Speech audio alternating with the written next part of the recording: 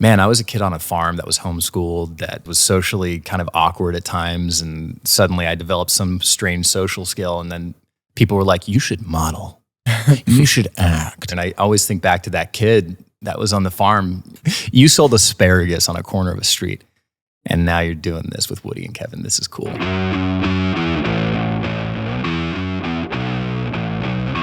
You're listening to Studio 22. Welcome to Studio 22. I'm Brock O'Hearn. I'm here with my co-host, Will Meldman, and we are sitting with the legendary Pierson Fode, actor, stud, fellow cute boy. Yeah. What's up, bro? How you doing, man? Feeling pretty cute today, man. Yeah, you're looking hanging out cute. with you guys. Yeah, man. You guys are pretty cute too. Oh, dude. Should we make Will an honorary cute boy? Oh, facts. Yeah. Oh man, that would make my day. I've never been one before, so. Yeah. Name another man that rocks a beard with a pink hat like that. Oh man, That's a cute boy sign. That is. I appreciate that. That is. Yeah. I'm a big fan of the pink hat. The general Yeah. consensus is you need to ride motorcycles, but we'll let you slide. Oh yeah. Yeah, it is a gang. It is, yeah. Okay, We're I hunted- go electric. We're hunted by the FBI for sure. Great start. Great start. No, yeah, but that's originally how it was founded. But Yeah. You're in, dude. You're in. How's it feel? It feels good. It does. Does it feel cute? I'm not gonna lie. It feels pretty special. Yeah. Right? Yeah. It's nice. Awesome. Cute boy gang member. Yeah, dude. How you been, man? Yes. Good, man. Busy, tired, very good, very excited. Yeah, Got a lot of stuff that's been happening over the last few months. yeah. You know, it's just popping. Oh, I've been watching. I've been seeing you in the top 10 with Man from Toronto on Netflix. Bro, isn't that Awesome. cool? Awesome, bro.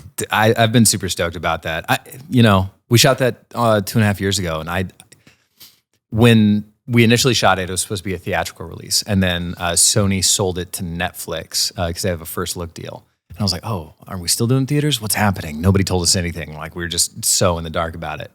And at that point, you start like losing a little faith, and you're like, oh, is it gonna be bad? What's happening? And of course, we hit #1 around the world in the first weekend, opening day.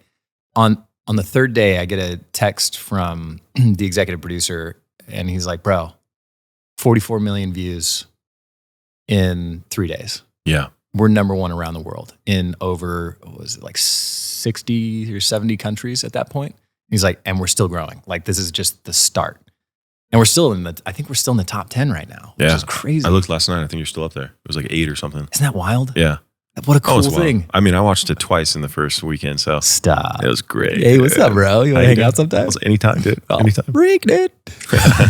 It was so cool, man. That was such a fun ride, dude. Wasn't it great? Oh my gosh. Yeah, that was so a cool fun, one. dude. Congratulations. How did Thanks, that feel? man. What was that like? Start at the beginning. Love it. The auditions. I had actually booked a series for a network, and I won't mention any names because I don't want the other actors that ended up taking over to feel bad or anything. But They're over there working like we don't. we make lots of money. We're fine. But I'd booked this series, and I just, in my soul, couldn't do it. And I was going to make lots of money, so much money. It would have been great. But I would have been filming in a location that would have taken me away from LA, and I would have had no time to ever do anything else. I would have had like maybe 3 to 6 weeks off a year that weren't just holidays. And so that would have been really hard to do anything else. And I was like, I'll be in my mid to late 30s by the time I get out of this contract, and I will be on this network for the rest of my life. And it was the final hour. Like, I stayed up till 4 a.m. I was going in to finish the network test. We'd already gotten the offer, and I was just testing with the other actors in the roles. And I finally sent an email 30 minutes before the test was supposed to happen. And it was this long drawn out email. And I was like, look, I've spent the entire night stressing about this because I know once I go in, there's no going back, and I'm going to move, and I've got a 7-year contract. And Wow, 7 year. yeah, Wow. 7 years. And I think it was 22 episodes all produced. So like, Cool. there's no getting out of anything. And I was like, I'm at an age where I can still take risks. I don't have a kid. I don't have, family immediate. And my responsibility is me. I have to have some, excuse my language, big dick energy right now and be able to take a crazy risk and deny myself the opportunity of taking all the money and the comfort, but to do what we love, and have enough faith in myself to take that risk. And it was fucking terrifying. Takes courage. Oh, once I sent that email, it was like this weight lifted off of me, and I called all my mentors, and everybody gave me the opposite of the first person's review of like, do it, don't do it, make your own choice.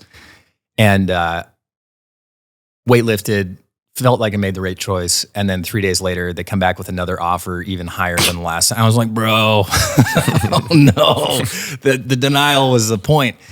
And for the same role? For the same role. Oh, God. And I was like, oh, God, that's so tempting. That is so tempting now. And I was like, no, I've got money. I can save it. I'm fine. Next day, another offer for more money comes in. I was like, bro, okay. And I'm sitting there on the phone. I'm just like, you guys, I have to stick with my guns on this. They're like, you sure? This is a lot of money. And they're like, I was like, yeah, I have to.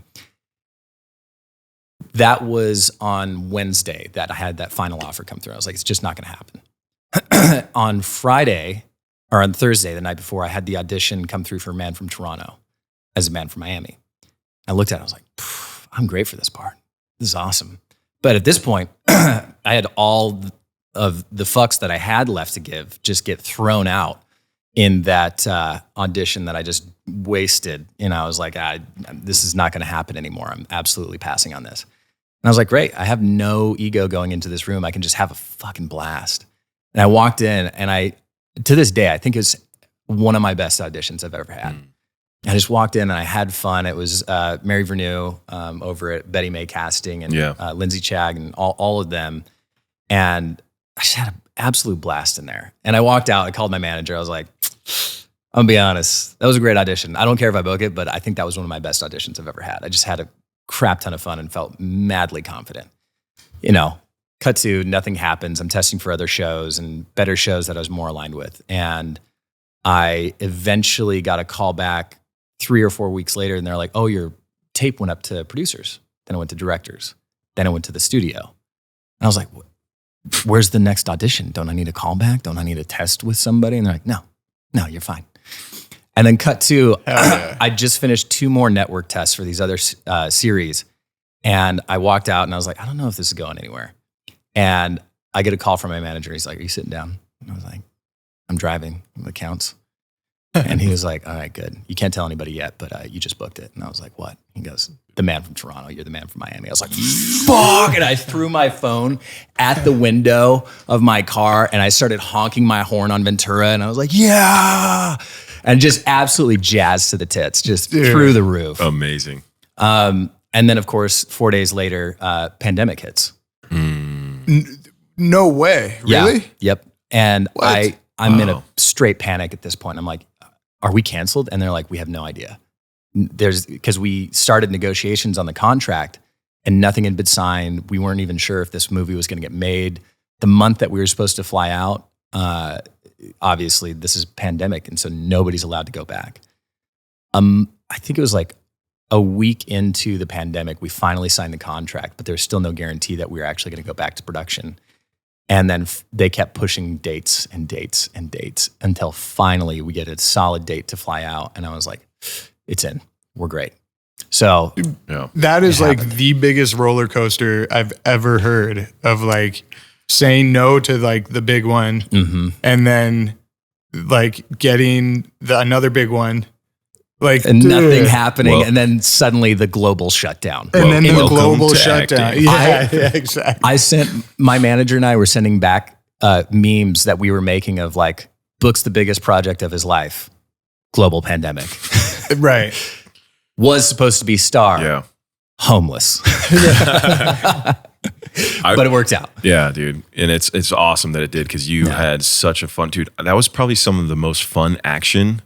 Right. Like, dude, jumping from the balcony of one in the hotel down like 2 floors. And like, I'm like, what the hell, dude? Dude, it was amazing. Like, I was like, well, his reel just got way better. You know? Bro, oh my God. I was editing it down the other day and I was like, that was fucking sick. Dude, nice. So sick. We trained, I trained with a Green Beret Jack Nevels and Phil Silvera, the head of the stunt team, for about a month leading into it. I wanted more time. And then once we got there, I was training every day between every single take. Yeah. Because I was just absolutely blasted on trying to do every stunt that I possibly could. Yeah, I was going to ask, like, how many did you do, and like, how does that work, and do they prevent you from doing some? And yeah, so Mish Tordovic was my stunt double, probably one of the best parkour guys and stunt guys in the world right now. And he was amazing, and he and I would go train together all the time. I think I probably sent about 95% of all of my stunts. Like the whole knife fight scene in the storage closet, that was all me. Wow. All the outdoor stuff was all me again. Mish laid on the ground for me when when it was freezing outside in Canada and we were shooting out there for 12 hours in sub-zero weather. That's always fun. It was terrible. And then Mish also did all the major jumping points to make that like 2-story drop into a 6-foot window. Insane. And he did all of that. He was amazing. And that initial flip, like I could do a version of it, but it was nowhere near as clean as Mish's. Do you think you like gained a ton of like stage combat skills in that month leading up to it, and then during filming also? Oh yeah. Yeah, it was crazy. I had a lot of like cinematic martial arts technique, and I trained Taekwondo growing up, and I was fairly confident in parkour. But as soon as I started training with those guys, I realized I knew absolutely nothing. Yeah. Well, you were already athletic from the get-go, just being you. And then I remember you, like, can you do backflip right off the bat? Yeah. But I saw, yeah. What's that flip called? I think I saw you just post it like this last week or something. It was like the spinning. Oh, I think it was a 720 or 900 cork. Yeah. So it's a backflip with 2 or 3 spins in the middle. Yeah. Insane. I know the names. It was fun. Skateboarding and snowboarding and wakeboarding and all that. So I know like some of the basic names. Basic moments. But I'd love like the 920 corkscrew Superman. Dude, it's great. Yeah. When you're doing that stuff too, it feels like you're either going to break your neck or absolutely have the best time of your life. Yeah. And I think that's where like the flow state starts to happen. Yeah. Like perfect adrenaline dopamine. It's happening right now. Yeah, dude. It's a muscle. It's something that you keep working out over and over. You're going to get more dialed, and it's literally coming across. Dude, there was not a single flaw that I saw in the film. Ah, dude, thanks. Crushed it, dude. Thanks, yeah. Man. I appreciate it was that. so fun. And 95%. Yeah. That's incredible. Yeah. Well, and you see it too. There's a ton of action, dude. And he pops up nonstop the whole time, looking good in the suit, dude. Got the golf club, the whole night. It's awesome. By the way, when I auditioned for that, my character had his intro scene and then dies off after the next scene. No way. Yeah. No way. And so by the time we'd finished shooting, I was in till the end of the movie and don't technically die. And I was like, what a great rewrite that I just got out here. This is awesome. Okay. Sequel. I'm just saying, hey, what's up, guys? Netflix, what are you doing? You want to hang out sometime? Oh. But how great is that idea, too, if you think about it, is The Man from Toronto.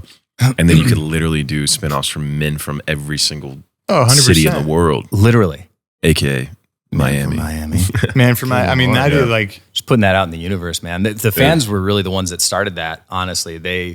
They were campaigning for stuff like that online. Awesome. And I'm just like, yo, I'm 100% game for something like that. Oh, yeah, dude. They would love to see it. I would love to see it. Wouldn't that be fun? Dude, it'd be great. You guys ready to come fun. out to Miami and film some stuff? Yeah. Yes, please. Let's go. Yes, indeed. We're going to have a great time. What was it like working with Woody Harrelson? Bro, what a cool dude. What a legend. I didn't know what to expect from Kevin or Woody or anybody on that set. I just knew that I was going to go in there, I was going to work my ass off, and I was going to show up, say my lines, do my thing, train my butt cheeks like crazy, and then walk off set and make sure that I left a good impression.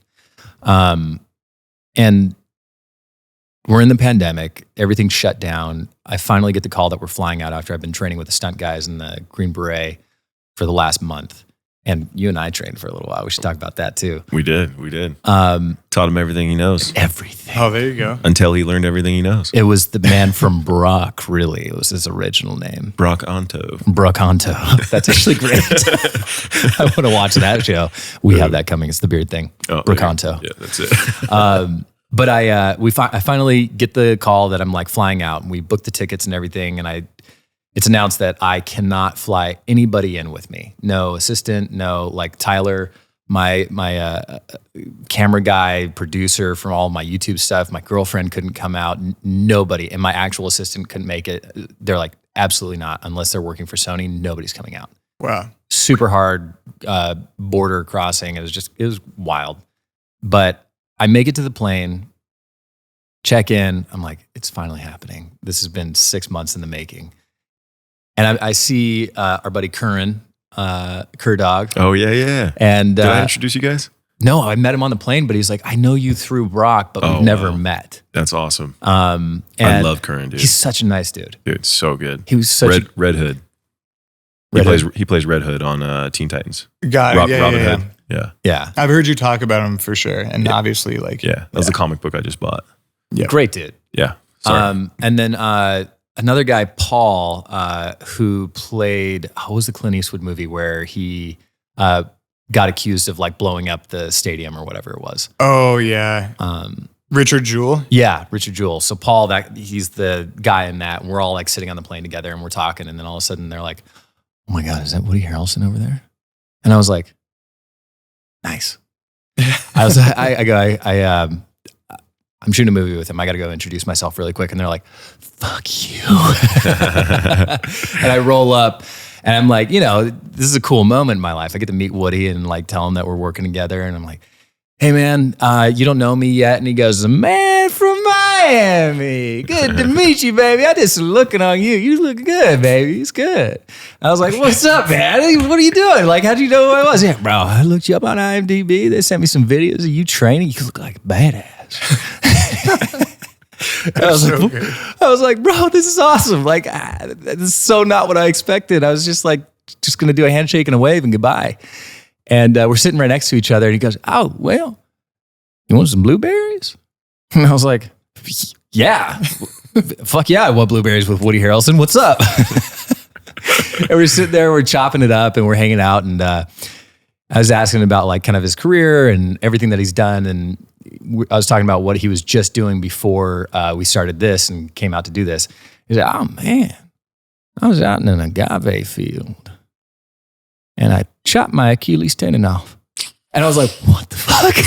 It's a hard right turn. And he goes, "I had 1% of it left on." And he sticks his heel on the top of the seat.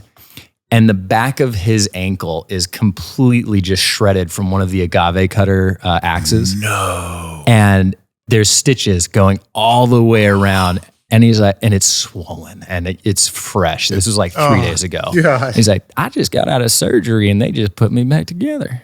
They said if I'd cut it any deeper, I would have had a tendon up in my kneecap." And I was like, "Bruh, are you going to be able to make this movie? You have so much action in this." And I've been training for a month. He's like, "Just do it. I'll just get out there and make it happen." Wow. That is a tough SOB right there. Right? Dude. And he's not 20, he's not 30, he's not 40. He's older. Like he's been doing this a long time. And for him to just like champ it up like that. What? And then we went into 2 weeks of quarantine and everybody slowly lost their minds. I mean, that was good for his Achilles heel. 100%. Achilles tendon. Yeah, rested up. Damn. Jeez Louise. What a badass, right? dude. And then just once we were on set, coolest dude. He was like, "What's up, man? You want to hang out? You want to come over after?" And we get chewed out by like Sony and some of the 80s every once in a while when we'd hang out outside of our little tents. Everyone's trying to keep it safe. Oh man, we got yelled at so many times. I was like, But weren't you like tested all the time and like oh yeah, all that? So it's like probably one of the safer places you could be. Easily one of the safest places you could be. We test every day. Yeah. Nasal, spit, every day. Wow. And it was the same thing on set with Righteous Gemstones. No Really? matter what, these young kids that are like interns or PAs. they're like 15 years old yelling at you. Bro. I'm like, I can't breathe. I have prosthetics on. I am 200 feet away from everyone in the corner. Why? I was fine until you walked over here. I was safe. Please move away from me. Give me Yeah. 6 feet. I totally understand it. And brutal. obviously, in order to keep doing what we want to do, it needed to be done. But yeah, it was It's awful. Yeah. It was a terrible, that part of the experience.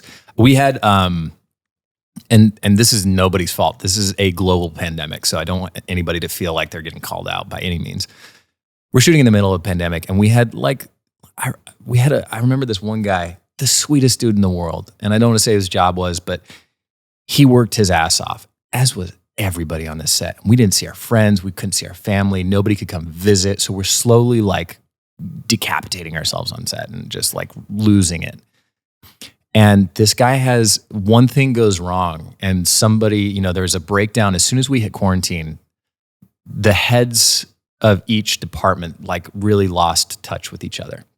And there was a lot of miscommunication that started happening because you're doing it all over Zoom calls and there's no like in-person meeting of any kind. So you're hoping that everybody got the same intel. And he missed like 3 key pieces of information that they'd like set up a week ago, but never told him. And he lost it on set. It's oh man, 4 or 5 a.m. We've been shooting for already 8 hours at this point. And he's like, nobody fucking told me. And he throws his stuff on the ground. And he's like, I try so hard and I'm working my ass off and I want to make this work. But if you guys don't tell me anything, But half the crew knew, half the crew didn't. And it was one of those moments where you're like, this is a pandemic. This is hard. Yeah. This is a rough experience, no matter how hard we're working on one of these little things. And well, it was not little. It was a lot of money, but it's one of those stressful moments where you're like, but then Woody came on right after that and was like, what's up, guys? What are we doing? Cheers everyone up. Oh, it was so great. Let's just say, obviously we all know Woody likes to smoke weed. He is not shy about saying that. Yeah, he's public about that for sure. Totally public. And one of the funniest moments that I saw is Woody rolls up, and again, his tendon's been cut off. He's got no ankle, like the Achilles is toast. Yeah. And he looks at me and I'm like kind of giving him a rundown of like the action sequence that we have together right now. Cause I'd been training and so I know all of my stuff, and he just rolled in like 3 days and was like, I don't know what I'm doing. Let's go wrestle. Let's get it. And he's like, what are we doing? And I was like, oh, we got this whole chase sequence. And this is the diving over the edges and like all the major parkour stuff in the atrium. And he goes, wow. You think I could smoke a little weed? And I was like, why are you asking me, bro? What do I know about you smoking weed on set? And he was like, I don't know. Do I have any lines? I was like, I'm pretty sure you have lines. We're yelling at each other right now. He's like, fuck. And then he goes over to the director, Patrick, and he goes, hey, my ankle's kind of hurt. Can I smoke a little weed? Patrick was like, mate, it's 4 a.m. We have to fucking shoot this shit or we're going to lose the location. No, you can't smoke it. And it was the funniest exchange that I think I'd seen on that set at that point, where I was just like, Woody is clearly in pain. He wants to smoke some weed, gets his mind off things. He's so chill. He's relaxed. And everybody's stressed out at this moment. And he's like, what's up? Guys, smoke a little bit. I feel the director on that too, of like 4 a.m. Just like, let's just get it done. Yep. Like, you're good after. Like, yeah. So you go home, you can smoke all you want. It's just make it through this little moment. And I think weed had just become like legalized medically in Toronto at that point. So it was like way easier to access, but it was still kind of like that weird gray line of all the things that were kind of happening around that point. But fun time at 4 a.m. Yeah. Great moments. I'm sure. Yeah. Great memories. Great memories. Thank you, Woody, for the blueberries. Appreciate you, Woody. Yeah. But we did some training too. We did. Yeah. Oh, we did. We did some fun training. We did some live training. Yeah. Tell us about it. We did some live round training. That was before you'd started training for Man from Toronto, right? Yeah. Yeah. Mm-hmm. So I think at that point we knew you were going to be working, and to get you a little familiar, came out and did some handgun training. It was a lot of fun. Oh, it was a great time. Yeah. Get you familiar with it and everything. Like, I love doing that stuff just because exactly what you just did that's the direction that I would love my career to go. A lot more, action and a lot of fun. So prepare, you don't have to get ready if you stay ready, right? So exactly. Yeah. So we went out and had some fun with that for sure. You're very good at that. Oh yeah, Yeah. Will's seen me in action too. Really? Yeah. Oh, but let's say Brock's seen me in action. I've also I've seen both of you in action. As a matter of maybe we should have a little trifecta of action together sometime. A little 3-way action right Hey, here. there's nothing wrong with 3 ways as long as everybody's consenting. Let's Hey, have a good time. Will, you like some action? We all got action. You want to get a little action with me too? And At the, yes. Amen. I know. I've been telling Brock like every day, like I want to go to a tactical course. I want to go to a tactical course. Oh yeah. Yeah, it's fun. I mean, it's never a bad skill set to have, just to familiarize yourself with, Oh yeah. yourself, your weapons, whatever it is, and safety is always a number one priority. Yeah. But yeah, definitely like the stories that I think are so cool are like The training. Man from Miami, dude. Yeah, the training, the Navy SEAL, Special Forces, a lot of military stuff. I mean, it's stuff that's kept our country safe as well. Yeah. So it's although we are actors, if you ever get the opportunity to portray somebody in that space, you want to make sure you're doing your due diligence, and that's like why I'm such a big fan of it. Oh, dude! Like if you look at someone like Tom Cruise as like the extreme example, I mean that they at CinemaCon they showed like a 20-minute segment on behind the scenes on Mission Impossible 8, 9, whatever the new one is. Yeah. And it's like the director and the producer are being interviewed, and they're like, yeah, Tom jumped out of a plane 30 times today. He base jumped 12 times today. What a legend. Dude, and he did this one stunt with like, it's in the trailer, so it's not really giving anything away, but he takes like a motorcycle off a cliff and then base jumps it. Yeah. And it's like he did that 30 times a day for a week, and like the poor director and the producer are like sitting there at Video Village just like every time. Probably the hardest man in Hollywood to insure. But 100%. You heard the story where when they're in Dubai on the side of the building that the insurance company said they would not insure him for that stunt. And he said, great. And then he fired him and then found insurance that would cover him. Well, to like That's touch amazing. on That's that, a legendary. Dude. 100%. But like my reason I brought that up is like actors that do that training, like you on the film and like Brock has in the past, like that's real training. Like it's not like fake training. Like it's legitimate and real. You're training with the best in the world. Yeah. Yes. It's also a respect thing in my opinion. Also a true storyteller. Like if you want to be a storyteller, do the work. Yeah. And I have so many friends, family that are in the military, friends in police force, and everything across the board. And I sit there and I've watched films with them. I've watched shows with them. And the second something goes wrong, it's like, what are these idiots doing with this? Like nobody shoots a gun like that. Nobody does this like that. You wouldn't have night vision on with that stuff going on. You'd go blind. And I'm like, yeah, dude, I know.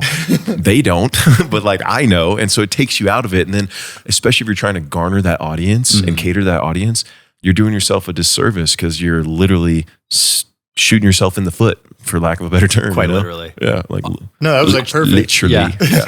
Literally, love. You're shooting yourself in the foot. Dude, just to say exactly what is not believable on screen and compliment that, I shot this movie. I won't say which one it is, but it's going to come out soon.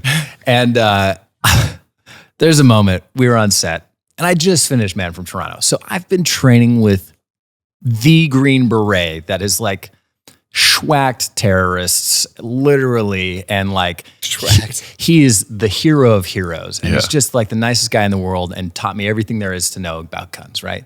I come off this, and I do this other project, and we're on set, and everybody comes around, and the art director or set deck, I forget who it was, they had a gun. Right? It was a fake. It wasn't real. There's no bullets that could ever come out of it, but they decide to try and put bullets in, and it's a Glock, right? That's the shape that it's in. And a little airsoft cartridge comes out the bottom, and they're like, okay, so just like load the bullets. And they're telling my co-star to load the bullets. And she's like, yeah, I'm just gonna load the bullets and do this, and this. Oh no. And I'm looking at it and I'm staring, and I just slowly kind of like start to lose my mind, and I go, you would have to load the magazine. You'd have to load the magazine. You're trying to put bullets in the side of a Glock. Okay. And they're like, what? I was like, it's not a revolver. Like, you can't put bullets in the side of it. And they're like, yeah, but if you just shove it in. I go, where? Where would you put the bullets? And they're like, but you just shove them in the side. I go, where? Do you see a spot where you can load these big bullets in on the side? And they're like, oh. I go, you have to take the magazine out. And they're like, yeah, but it's going to take too long. I go, then don't load the bullets in the frame. Exactly. Don't do that. Just pretend it's already loaded.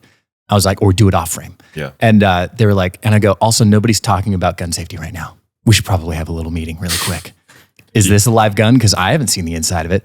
And then we finally go over some gun safety, and then like they try and load it. And I literally had to say, I was like, hey, we have to stop. We have to stop shooting right now. You can't load bullets in a Glock into the side of it. You have to take out the magazine and load them into the magazine.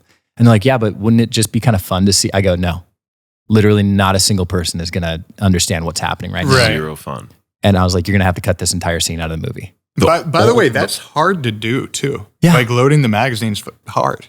Your fingers feel like crap after. It hurts. Yeah. I did one day at a tactical training course. I did 800 in one day, 45 rounds. My thumb was peeling off, dude. Dude, you must have had the craziest blister on your finger. It literally all my skin peeled off.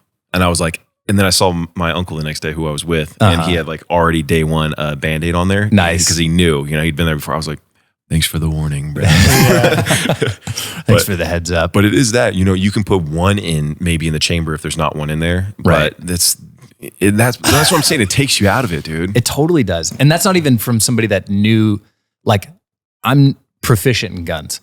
But even if I didn't know, I would be like, what's wrong with this? So I had the same exact experience on a different set, but with poker. And I'm sitting there, not one single, and I like poker, dude. It's a fun game to watch. I used to watch it with my uncle when I was growing up. He didn't even gamble, but he was a fan of, because it's a great game, but also there's a chance if you're intelligent, to learn more about the odds, and it goes on and on. Anyways, you make money. Exactly, fun game. And I sat down on this set, right? And I'm helping a friend out, and we're having a good time. And I look around, and I'm like, who's setting this up? Because everyone's got cards in their hands, and that could be anything. Some of them, they're holding 7 cards. Some of them, I'm like, yo, this is 5-card Texas Hold'em. What are we doing here? Everyone has their own colored chips in their own pile. So I was like, that's not how you play. You've got different chips that represent different numbers, Right. We need to have evenly split I pots want blue, or whatever. you have red. Exactly. And I'm like, does anyone in here play poker? I had to literally and they wanted to play the game down. No one knew how to play it. So they wanted it to be in the scene to equal this one person winning. I was like, I had to literally set up every single deck so that it was perfectly lined up for everyone, to do the order that they wanted. And I had to fix it. I was like, dude, that's not how this works. I just want to know, where did the breakdown happen where they're like, this seems like a good idea. I don't know anything about it. That's great. We should put it in. I don't know, dude. It's the idea of it is cool, right? But then the execution is, you have to be able to execute. You got to be able to make it work. Otherwise, it's not believable. Then what are we doing? Mm-hmm. Yeah, we're playing make-believe, but we're trying to make you believe the story. Yeah, if you can't suspend disbelief as the audience member because the bullets are being loaded from heaven and poker is being played with 40,000 different chips. Dude, we should recreate a scene one day where it's everything you could do wrong. We do it playing so terrible poker, loading guns, doing just everything. You drink milk instead of water, but you throw it off to the side and you're like, I forgot how my mouth works again. Just lots of options here. Lots of options. We just keep going. The Dumb and Dumber. That's the Dumb and Dumber. Throwing the salt over the shoulder. Well, I actually wanted to piggyback off of what you said about training and doing it justice, and we're representing people in film oftentimes that are real in some form or fashion, or we're representing their profession in some form or fashion, and it's acting. It's all make-believe. We're all here, we're telling stories, and I'm not really an assassin. I'm not really any of these people. It's made up. But I want to be able to have a moment where people believe that I am the man from Miami on screen, where I'm so proficient in my gun handling skills and my beating somebody to death with a golf club skills and knife skills that they're like, yeah, that guy, I would be afraid to get stabbed by him. That'd be a stressful moment. Yeah. But that heightens the scene. That heightens the Totally. story, and then Yeah. it makes it more engaging, more entertaining. If you lose that, and it's like this guy's flopping around a knife, and he doesn't look like he knows what he's doing, then I'm not really intimidated. 100%. I want to feel scared. Yeah. Well, I trained with Jack Nevels, right? So he's a Green Beret, tactical sniper, medic. Just the dude is Badass. oh my God. Shout out to Jack. Jack, what's up, baby? And Phil Silvera, who coordinated me with Jack, and he's the second unit director and stunt coordinator on Man from Toronto. Micah and Tony. I mean, all these guys were amazing.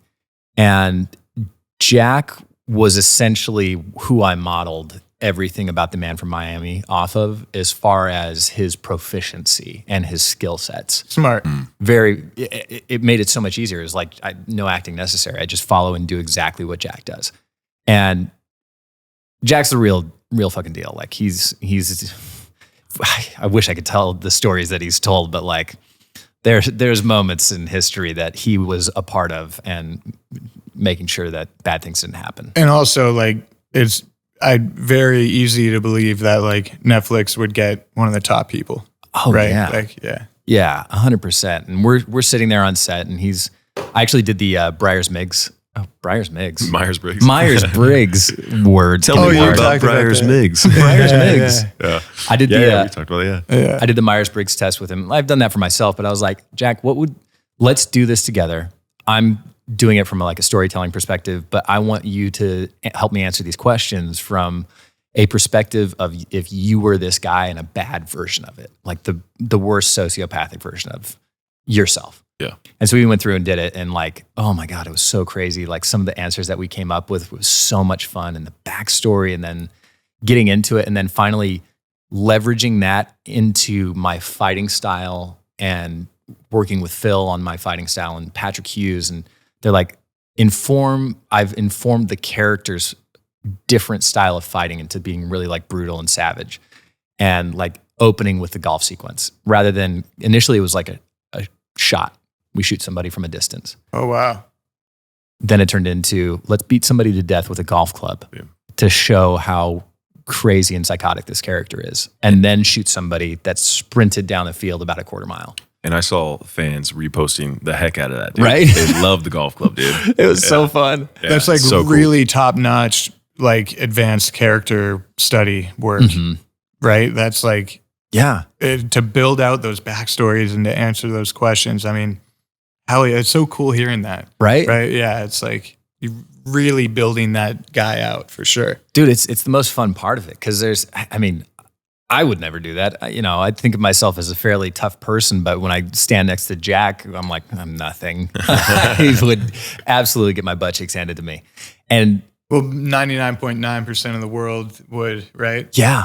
Like with him, yeah. With the real deal, when you're standing there next to the guy, and he's the sweetest dude. So nice. His kids are sweet. They watched Jessie, and they're like, they liked me, and that made it was just like a bromance the entire time. Cool. But to have that access to make something believable is like, it's the next level. It's the next level of storytelling. And then I represented him on screen in a way of showing proficiency in his weapons handling, even though I totally screwed up in so many different ways, but it was still way better than what I would have done had I stabbed a knife into a wall and some terrible handling and all the things. I mean, you're learning a massive amount in a short amount of time too. So it's still, and that's not something that's something that people train their whole lives to perfect and get right. And when your life is on the line, it's a whole different ballgame. The stakes are higher, right? So doing it justice is difficult, but it's also more rewarding when you get it right, I think. Oh yeah, so much more rewarding. Yeah. And people might not realize too, like I love that example of the golf club. Hey, Let's go, baby. But it's like, that's how detailed like storytelling and films are. Every single frame, there has to be a reason why things happen the way they do. Yeah. And I love how you said proficiency with the weapons, because it's like, that's what makes it believable. Yeah. And like adding the golf club in, it even comes down to like, do you swing it sidearm or do you swing it over top? Right. Yeah. Like that's how detailed you can get with character studies and planning a shot. So I love hearing that, especially for like an action scene. Yeah. It's like, Off that note too, that reminds me of the film you did, Dope Queens. Oh yeah. Where you played a meth addict, right? Yeah. Tell me what it was like losing that weight, because it was crazy to watch you do it. Yeah. That was one of the more brutal weight and body transformations that I've ever done. I would say amongst the worst. I put on 45 pounds for a football roll one time, and that was hard. It was stressful, and I was sweating every time I'd eat. And now this was the exact opposite, where I went from 215 pounds to 167 pounds in about 3.5 weeks. That's 6'5"? Yeah. Wow. Not great for the kidneys, I'm sure. I'm sure I've got some sort of problem. I pretended in my head, I was like, I'm doing this the right way. It's fasting. I'm creating autophagy and hormesis inside of my body, and I'm going to live forever. I'm going to live forever. I'm pretty sure I actually shaved off years of my life doing it. Cut to you on the treadmill. I'm dying. I'm slowly dying. So I was shooting another movie at the time that I had booked this one. And so I had a 2-day gap between wrapping that movie and then flying out to start shooting this one. And I started calorie restriction on the last week of that movie. And then as soon as I had that turnaround, I stopped eating entirely for 4 days, and I went strictly to cardio and would only drink black coffee and green tea. Wow. And I would run for 2 hours in the morning, go to rehearsal, and then 2 hours at night and do a fitting. Were you doing those in like sweatsuits too? Dude. So, Yeah, sweatsuits. And I dropped about 15 to 20 pounds ish in that week window. I need to get on that program. Oh, it was so terrible. But I wouldn't be able to run 2 hours if I didn't eat the day before. I've never felt the mental fatigue that I felt when I was like that. It was a very strange feeling, because probably really, really terrible for my body. But like Saxon would call me, and she's wanted to like talk and catch up, and I wanted to too, but I was so irritable and could barely hold a conversation. And I remember I'd be on the Stairmaster or the elliptical, and I'd literally be hanging my head off to the side and I'd feel my legs moving. Yeah. And I would just do this for 2 hours, and she'd call and she's like, "Are you okay?" And I was like, "No, I'm not. I can't use words anymore." And then we got to the first day of shooting, and they're like, "You look like you've been doing so much meth." And I was like, "Yeah, thank you." It probably would have been easier. Honestly, I should have just done that, because it was so insanely difficult. And then for the rest of the movie, I continued to lose weight. And I would eat either I would have a quarter cup of lettuce with apple cider vinegar and salt throughout the day, or I would have some seaweed. Could you not do like just chicken breast? Like, It's too many calories. Really? Yeah. And I didn't eat gnarly. For like, I think it was like almost 2 weeks into the shoot. I didn't have like any protein or anything like that, because I was still like, I went from 215, but I was at 190 by the time we were almost about to shoot. And I was like, I gotta get down under 170. So I made it to 167 by the end of the shoot. I just stopped keeping track. Dude. It felt terrible. It sounds a lot better than what, like, Rob McElhenney from It's Always Sunny in Philadelphia. Have you seen that show? Oh, yeah. So, like, I love the article with him. He's like, "How did you gain weight?" "Well, I ate pizza and M&Ms and Butterfingers." And it's just like, I got fat. Like, I just 100%. ate. And then, but he didn't like lose it at that rate, obviously. But like that, I mean, dude, that's like Christian Bale and Machinist. Leto. Yeah, all those guys. I mean, that's like some top notch. Matthew McConaughey, yeah. McConaughey, another good one, yeah. I literally watched all their interviews, especially when I felt like giving up. I would just turn on one of their interviews and just like try to get hyped off of it. Yeah. And I watched this YouTube series called Soft White Underbelly, because the Dope Queen story takes place over like a 24-hour window of time, where three friends inside of the Tenderloin District in San Francisco, which is... Oh yeah, I know it well. Yeah, it's the red light district, it's... South of Market, right there. And they're essentially flipping tricks for drugs, and it just absolutely derails into this crazy scenario. And I don't want to give away the ending or anything like that, but this is a real story. It was based on real people, and it was my character was based on the director. And there's a lot of things like told for fictional purposes. What time period? 2000 and I want to say like 5 or 6 or 7. Okay, so that was like the year I moved out of San Francisco, basically. Oh, really? Wow. Yeah, I lived there from 90 to 2004. Wow. You might For have seen grade school, middle school. might have seen the director walking around. Honestly, yeah. Yeah. You very well could have. Dude, yeah, that's not right. Because the Tenderloin, like, I don't know if people know, it's like literally a part of like the main part of the city. Mm-hmm. And it's, you'd be Union Square and then take a wrong turn and you're in it. Yeah. It's And you've got prostitutes walking the street. And they're, by the way, they were super nice. We shot in the Tenderloin. You guys you shot in the Tenderloin. Oh, yeah. Wow. In the exact places that all these events actually took place. Wow. And we took over an old, I think it was like a kind of like a drag queen bar. It was like 3 or 4 stories tall, and it was amazing. So there's so much history and like love put into this project. And just to have that opportunity to go back there and then like actually connect. He was like, oh yeah, I remember that person. Like we hung out that one time, and they're still here. It's crazy. It's Wow. it's an amazing story, and his journey to being who he is now, successful and fantastic and a great person. And not saying he wasn't back then, but like he went through a really dark night of the soul trying to figure himself out. Literally first day, I show up on set, a guy that's strung out coming off of a bender, rolls up on set, pulls a pen out of his pocket and starts trying to like stab people on set. And like security like walked over and tried to like manage him off, and he like came towards me, and I was like, I grabbed everybody. I was like, all right, we gotta take a quick break, because like I think we got to figure out this scenario of people trying to stab us in the middle of shooting something. Yeah. We got something going on. Yeah, we got to figure this out a little bit. And then like I'm rolling down the street asking him questions about his life and like talking about it with him, and informing some of the character. Again, it's fictionalized versions of these stories.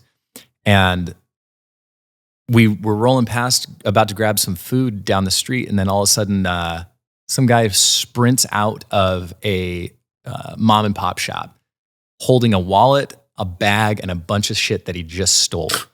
And he pushes out, like 2 dudes fall over on the side of the street. A lady's like running after him, screaming, and the rest of the world just keeps going with their life. And I look, and I'm like, bro, what's happening? The cops look over. Take a breath. They kind of walk over to the lady. They like take her information and then walk away. Didn't try to chase the guy down or anything. But I was talking to him. I was like, bro, like what just like, how did nobody try and stop that? He's like, you got to understand, out here is a different part of the world. Yeah. Where, because people are literally shooting up with like copious amounts of like speed and everything else. Right there. Right on the street. And you're crossing over like a needle, or a guy that's literally got a needle in his arm. And he's like, can you see what's happening around you? And he's like, so this is a world of its own. And those cops aren't necessarily doing the wrong thing by not chasing him. But you've got to know that like, if they chase him, there's another guy right here that's shooting up that might pull a knife and try to stab this lady really quick. Yeah. There's so many crazy scenarios where they have to make decisions based on these specific scenarios. Well, I'm glad that part of the city is getting, a lot of awareness brought to it with the project, right? Yeah. I think it's really important to, raise awareness on those areas and, try to hopefully lead to change. Yeah. Well, and it's such a crucial part of like mental health and homelessness is like, that's a brutal process that I think, the government needs to step in and help these people in a huge way, where we've left a massive part of society to fend for themselves when mentally they're not below. They're not like, Spencer. God damn it. They're not like, aware of the world around them in a way that they're coherent enough to take care of themselves or the people there or their family or their friends. So we need to like support that and grab them, and it's also just not safe. Like there could be like a little kid that's walking down the street and trips on a needle, and boom, they've got whatever that person that just shot up has. A lot of work to be done. Yeah. But it starts with awareness with films like these, it's good. Create empathy, I think that's a big part of the storytelling process. Yeah. Acting is empathy, right? Yeah. We try anyways. Definitely try. Have either of you guys gone out for Walking Dead at any point? I went out for The Walking Dead in the past a long time ago, and the spin-off series. That was a while back. A while back. Mm-hmm. I like recently just got really into it. Mm-hmm. And like, it's, obviously it's like, I don't don't know how to describe it. Like, I wouldn't put it on the level of like Breaking Bad. Yeah. Or like True Detective season 1, like we were talking about. Yeah. But it's still, I understand the appeal and why it got so big. And like, I never like cry during like movies or shows, but obviously I get emotional. I'm not a robot. Yeah. I'm just like not a big crier. Yeah. Like, unless it's like Gladiator or like exactly. The Patriot, Yeah. or anything with Mel Gibson, really. Yeah. Yeah. 100%. But like with that scene in season 3, it's like at the prison and have you guys seen it? Yeah. Yeah. So like when they lose the mom and they have to do the C-section and he like comes out with the baby and he like realizes what's happening. I'm like tearing up just thinking about it. I can't talk about it. But it was like, I just watched it this morning and I was like a wreck during that scene. Oh yeah. Like just broken. Yeah. Like absolutely. One of my favorite things about that show was I didn't know what it was when it first came out. You know, obviously, you know, Walking Dead or whatever. Yeah. You get the gist of it. Yeah. But the way they started it, with him like passed out in this dystopian, destroyed society, you know, he's just got his like revolver and he's like trying to figure out what's going on. And you're like, did this guy just wake up from a bomb, a coma? Like what just happened? And then they take you on this wild ride. Into Atlanta and like hiding under the tank and like so cool. So yeah, brilliant execution, especially in the first season. Saxon's little sister was in the first season. She was like the little girl that everybody wanted to kill, which was hilarious because like she's so sweet in real life, but in this show like people hated her. Wow, she was like a little sociopath, and then like you meet her in real life and she's just the sweetest thing and gets like random threats online. You're like, you were awful. I hated you. I'm acting. It's like Joffrey. It's acting. That's how you know Joffrey. they're a great actress. Yeah. Like that kid quit acting because of all the threats he got from Game of Thrones. No way. He quit, yeah. He, in his interviews, he seemed like the sweetest guy in the world. Dude, he seems so cool, man. Yeah. And that's what's crazy is like, imagine that. Like you're playing a character. You're so good at this character that people genuinely hate you. Yeah. It's acting. Like also, that is impressive. That's, you're good. Right. Yeah. Great villain. Absolutely. But it's sometimes the pressure of that is not worth, you know, your daily life, doxing and the whole 9, you know what I mean? Getting just shit on online. People can get brutal. Yeah, it's rough. You got to have a thick skin, I think, if you really want to be in the public eye in any fashion, I think. Yeah. But, you know, or if you don't, that's why TMZ exists and it's very entertaining, I think. It's extremely entertaining. Not that I find it entertaining. I'm just saying. I would never watch TMZ. It's on in the background. I'm sitting here on my phone. Low key, like TMZ is one of my main sources of, at least in the industry, you know, of news. Really? Yeah, I really enjoy keeping up with them. I'm not gonna lie. It's like the Kardashians. Well, they've become like a very big entertainment news source. Like they have people everywhere. Oh yeah, and they're usually the first on the scene. So like, it does make sense. I mean, obviously, it's like good to get a mix in. I don't even know if you're serious or not right now, but if you are, like, they really are honestly, like on top of everything. Up until this point, TMZ's been great to me, so I'm a fan of TMZ. Okay, shout out. Same. Shout out. Yeah. Good. They tried roasting me for my skinny legs one time, and then like 3 of the other reporters in the room were like, do you even do squats? The guys that were roasting me, and they were like, no. And he was like, this guy's fine. Let him have skinny legs. His legs are fine. And I was like, thank you. Yeah, it's happened to me a couple times with some of those guys. It's pretty funny. It's entertaining, at least. Like I said, you know, if you're willing to go into it, like as a joke, and you can make fun of yourself too, and just like, you know, we're all human, dude. It's like nobody's perfect. Just go have fun. Like, yeah. You know? The imperfect part is the most fun part of all of us. Yeah. Right? That's what makes us interesting. Otherwise, it'd be just like grayscale everywhere. Yeah. And it's all good either way, you know? I don't know. It's a good way to put it.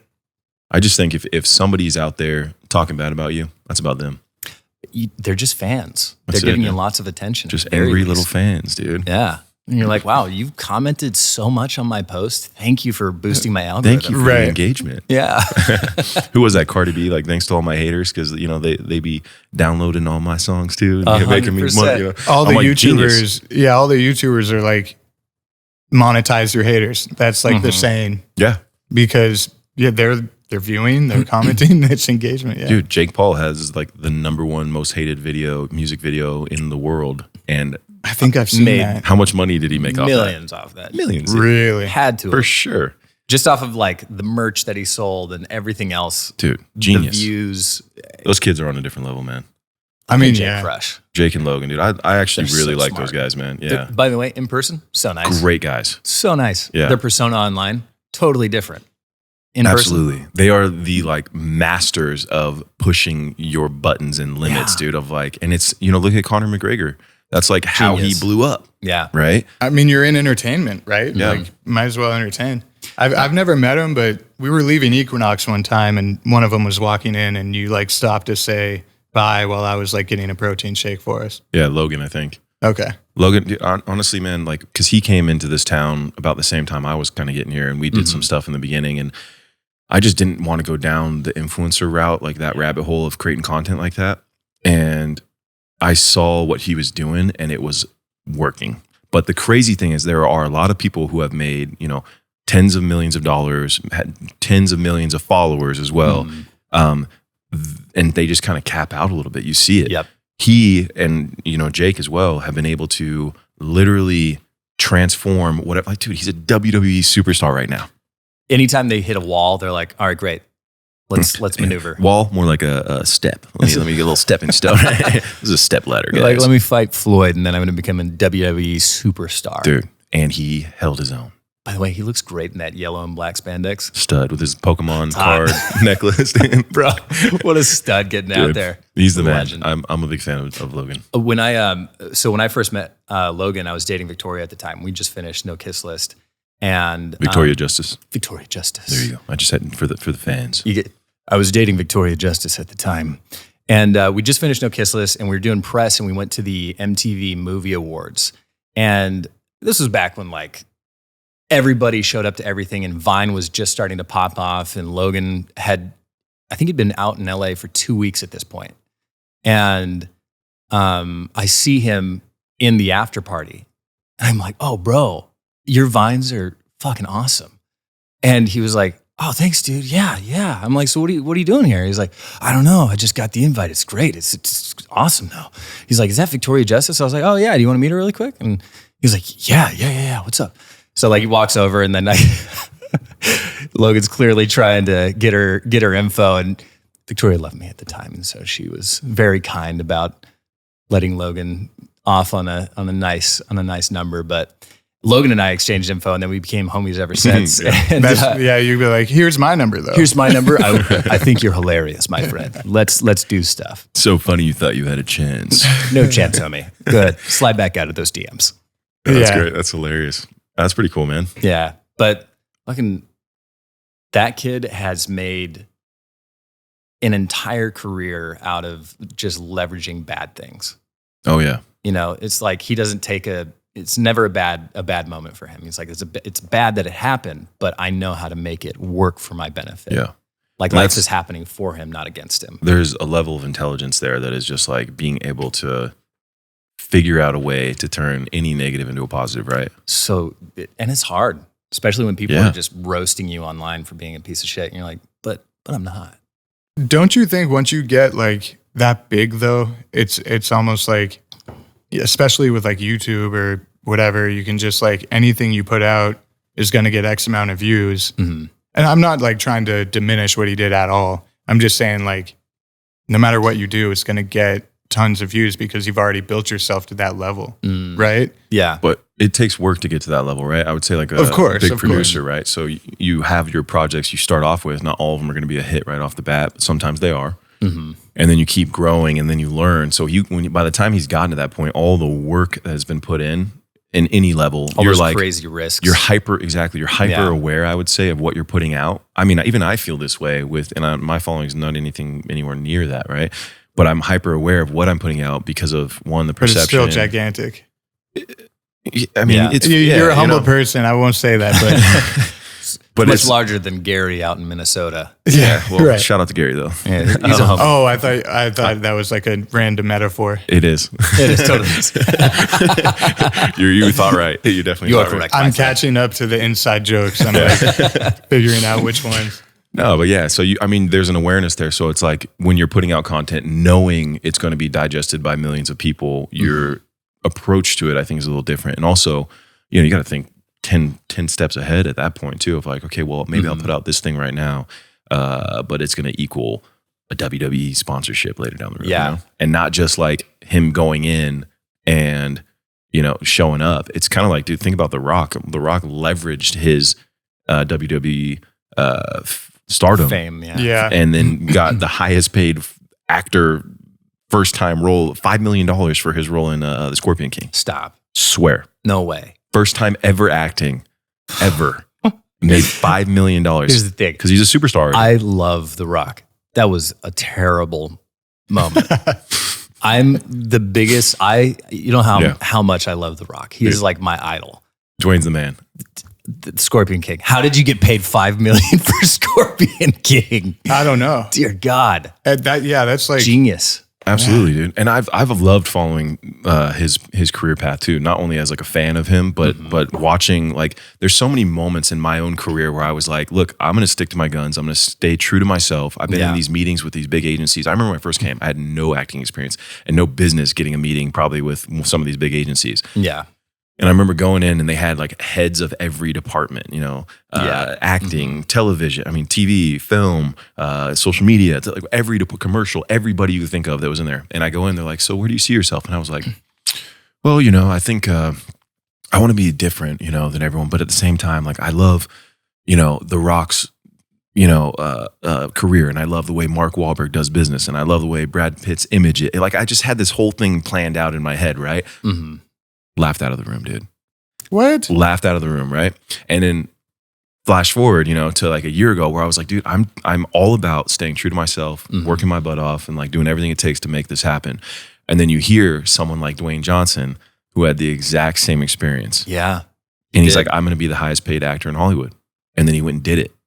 And so imagine, like, I'm like, well, at least I feel even more, even if I didn't know that, I have a confidence in myself of I'm willing to do all of the work it takes and make the sacrifices to get there. So at least I know that, right? Yeah. I believe in it. Doesn't mean it's going to happen. Doesn't mean it's going to come true, but I believe in it and I'm going to do everything in my power to get there. You know what I mean? Yeah. So seeing people that have gotten there and have similar experiences, it only fuels my fire, I think, even more. And, you know, it's everybody gets told no.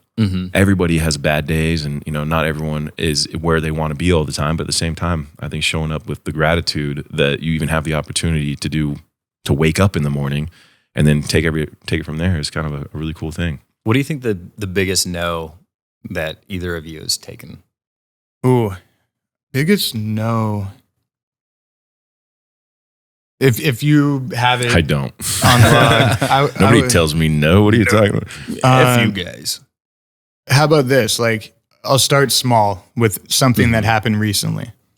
In order to make this comic, right, I had to reach out to literally about 100 artists. 99 of them are exclusive with Marvel or DC. There's like a huge monopoly on the top artists.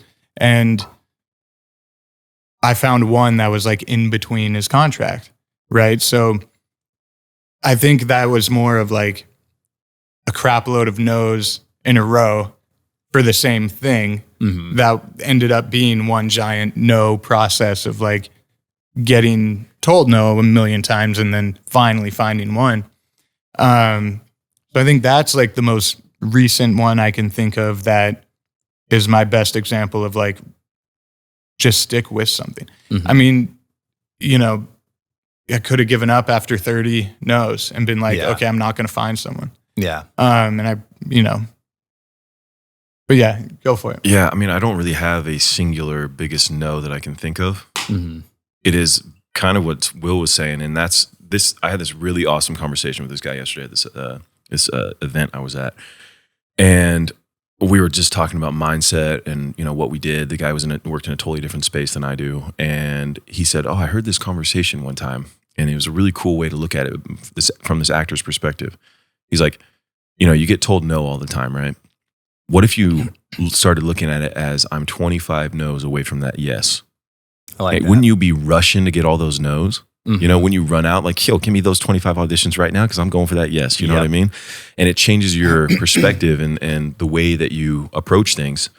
And I think that's a great way to look at it because failure is inevitable. Yeah. And it's how you react to that failure that changes the game for you and how you show up in the world, and then also getting to where you want to go. Because if you choose to let that failure determine whether you're going to keep moving forward, then you're never going to go anywhere. But if you decide like, oh, that's an opportunity to more intelligently begin again. How can I do this better? How can I get more opportunity? How can I get closer and closer to that? Yes. What is that? It's the same thing with inventing, same thing with acting, with any business. It's being able to take those, temporary failures and turn them into success. Yeah. Also with the horror film, finding a distributor, we thankfully ended up with Vertical Entertainment, who I love, and they're awesome. Amazing. And we, were able to actually like turn the film into a success with them and with their guidance.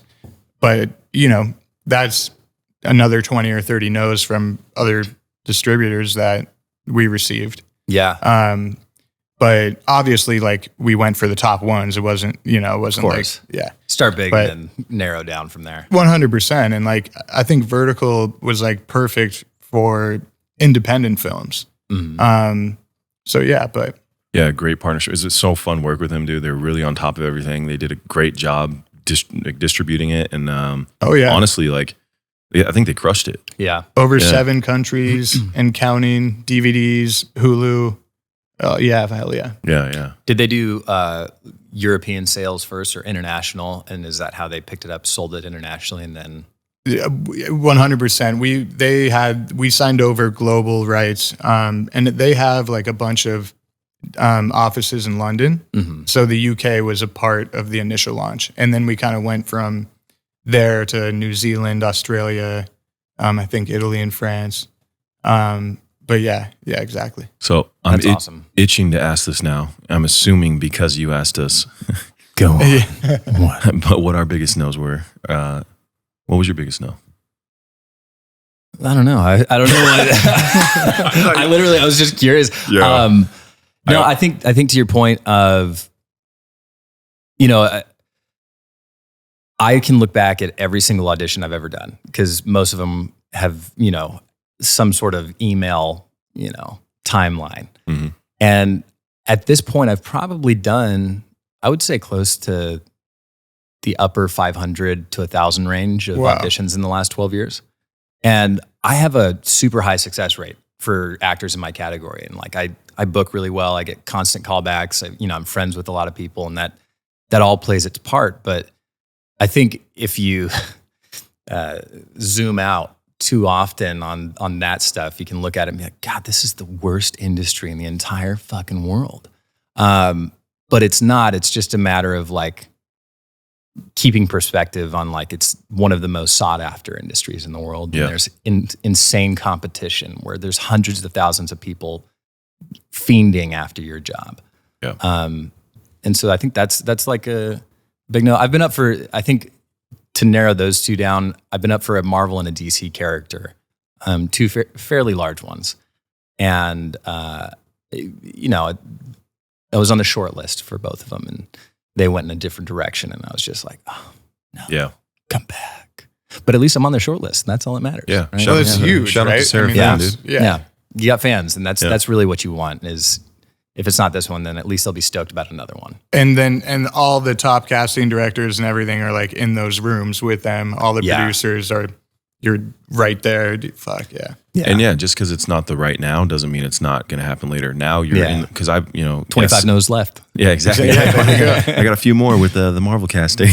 Just 25 more. Just sign me up for 25 of these. Quick, go. No, I actually, do you remember, I think it was before we had met, but I broke my heel some years ago. Yeah. And I've been dealing with the ramifications of that situation. It was in a Marvel audition. Stop. I went all out, bro. All out. And I stomped on the ground. I had the acting coach before. I'd run this for like days on end. I was so confident and I felt so good, dude. Yeah. And so I go in, and, they got wood flooring on the ground, and I'm looking around. We got multiple cameras, multiple people, right? So I go in, and part of the scene was smashing someone's head in halfway through the scene. I do it. Immediately, I was like, something's not right. In my head, something's not right. I'm like, just get through the scene. So I'm taking a couple deep breaths, and I come up, and I finish the scene, right? And then they go, all right, moving on to the next one. And so I was like, okay. We had to do the second scene. Put a little pressure on it. And I was like, something's wrong. And they're like, what do you mean? Are you okay? And I'm like, it was just literally every second started throbbing a little bit more, a little bit more, a little bit more. And I was like, they're like, oh, do you want to take a seat? Do you want to take a minute? And I'm like, so I like sat down. As soon as I took pressure off and some blood started flowing or whatever happened, it got worse. Yeah. So I limped out to they're like, we're going to audition the next guy and we want you to wait and we want you to come back in and do it again. Dude. No chance. By that time, it was so gnarly that I was like, I literally had to be hobbled out, helped by somebody. Somebody had to pull my truck around and help me out to my car. I couldn't walk. And I drive straight to Cedars-Sinai, and I'm there for 8 hours only to find out I cracked my heel in half in the audition. Still got a call back. Talk about commitment. They wanted me to see it, but I was all for it. I was literally like, should I just get some pain meds and like just walk in there tomorrow like nothing happened and try to make this thing happen? And I just obviously couldn't do that. But and I wouldn't want to do that anyways. And I'm pretty sure like I don't really take pain meds, but I'm sure I would have been a little slurred on the speech and probably would have been a little slow, you know. Brock comes in. Hey, what's up, guys? I'm gonna do this audition. Yeah. But honestly, it was that like, I mean, I know that was a memorable moment. I don't know if it was a good memorable moment, but it was one of those things where, so it turned out the wood floor was concrete. And I went full on with it and I shouldn't have. It was a very nice little moment of just like act instead of like do, you know, I don't know. But it was a great moment of like, I've had so many incredible opportunities to audition with Seraphin and with their casting. And I, you know, like you said, maybe 25 no's away from a yes. But at the end of the day, what you're saying, if you take a look back at all of what you've done, I've done that before. I've taken all of my auditions over, and they've increased more as I've gone along, right? And my brand's grown, and I've done more work and gotten better at acting. Yeah. But when I first started, and I looked at the years, there was a literal. You can follow the graph of like from the timeline and the frequency of auditions to bookings. And it's like, yo, if you just keep at it, you're going to keep going up and up and up. You know what I mean? Yeah. And like, I mean, I obviously like see it from like a producer's perspective, but like both of you guys are obviously like in those fucking categories for every single one of those roles, right? I mean, it's like hands down. Yeah. I had a couple of things during the pandemic before that was like a very slow year for me. Just in general. Oh yeah. And then going what into are the odds? Yeah, right. And then I went into the pandemic and then it was like nothing at all. Nothing. And I remember there was 2 years of basically the slowest years of my life, but not really, you know? Yeah. But at the same time, yeah. And there was this one show that I auditioned for and I was up for. I felt perfect for it, dude. I was like, this is it. And I had learned it was one of Netflix's biggest IPs. And they were shooting in South Africa. Yeah. And so I'm up for this character and I crushed the audition. I was so excited to hear back, dude. And like everything was going great. About a week goes by and dude. Well, the funny thing is like they had all the names changed, they had everything changed, right? Yeah. My friend's a big fan of the space that they're creating in, right? And so we sat down and we're like, yo, we figured out exactly what character it was. Oh, yeah. We figured out exactly how to play it. Like, it was so much fun, dude. And that coronavirus out of that South Africa, where they found like the new coronavirus, it was like, I forgot, Omicron. Yeah. And so the entire thing got shut down. Never heard from it again. I don't know if they're still doing it or what's going on, but I was like, that was something that I was like, I could do very well just at the Comic-Cons alone for the rest of my life. I was like, dude, that would have been so fun, dude. Dude, they make hundreds of thousands of dollars off of this. Crazy, just the dude. Events. It's nuts. This is one of the biggest IPs in the world, this show. So if they make it, it's going to be a hit no matter what. Incredible. I'm going to ask you which one it is, but I think I know which one it is after that. Yeah, I think you do too. That's I know which one yours is. So dope. I know which one yours is. You do? Yeah. Yeah. I think I auditioned for it too. Did you? I think so. Yeah. I just remember seeing an audition for it. And then I remember you talking about, it was a good one. It was good. It was a really good one. And the guy that's doing it's doing a great job. Yeah. I haven't seen it. You don't need to. It's not I didn't. I'm not in it. It's fine. Yeah. Whatever. Yeah. Well, I had a random question that I want to throw in. How much time did you spend on Animal Kingdom? I was there 1 day, 2 days, 3 days. Did you enjoy it? It was a great time. Yeah. Super easy set. Everybody's super nice. Actually, Ellen Barkin played the handler in The Man from Miami, who was also the mom on Animal Kingdom. Oh, wow. So it was a small world, and she was talking about that, and who would have known that like a year and a half later, I'd be playing her son's character, his fling, I should say. Fuck buddy. That's incredible. Yeah. She's it was such incredible. a legend. Yeah, it was super fun, and Jake Weary's super nice, and like it was a pretty intense scene, the one that went wild online for a little while. I can imagine why. There's some clapping of cheeks that happened, and I had lots of friends that were texting me afterward, and they're like, "Nice." Yeah. I was like, "Thank you, I did my best." It's kind of like my after Euphoria. Yeah, Like, yeah, exactly. Yeah. Lots of people reposting your Yeah. moment of just being totally naked on screen, and Yep. it's a great time. A lot of friends sending me hilarious videos, dude. It's great. All of my buddies loved it. Oh, yeah. Like just because they're like, it's hilarious. I was like, it was kind of supposed to be a serious scene. Yeah, But I was like, it's hilarious. it's hilarious. Like It's my buddy, awesome. dude, one of my buddies has a glass of wine, and it's the TV's behind him, right? And he's like, oh, he's just sitting there filming it while it's going down. He's just drinking the wine, enjoying his time, watching the show. I'm like, yeah, Look at that strong staff in the screen here. That's impressive. it's taking over my entire TV. My God, what is that? A baby's arm holding an apple? Is that a trunk? Genuine Dothraki, brother. My God. But Jake was mad cool. He was so easy to work with because I'd never done a scene that intense. Literally, he was like, we'll just like take it easy, be comfortable. Yeah. Like anytime you feel uncomfortable, and like the set coordinator was great, and we just went straight into it. I always get people say like, and obviously you're in that space too, but they say I look like one of the brothers from Animal Kingdom. Yeah. Yeah, you could totally I'm do like, that. oh, For sure. Interesting. That'd be awesome. Get compared to stuff all the time. You know how that goes. I'm so significantly taller than Jake. Yeah. Like on screen, we had to like adjust a lot of little things. And Did you just call Jake little? no, Jake is a monster, and he's shredded, and he's handsome, and he's got a great beard. That's true. And That is true. It's strong stubble. But I was like, oh, I am. We would tower so much, like because you're an extra 2-3 inches taller than me. We're not too far off. Yeah, You're a tall dude. I'm not Shredded. small. I'm not short by any means. You're not No. small. small. But yeah, it's always interesting trying to adjust the camera for height differences. Yeah. Oh, yeah. I had the first show I ever did. There was my love interest, and she was like 5'4", bro.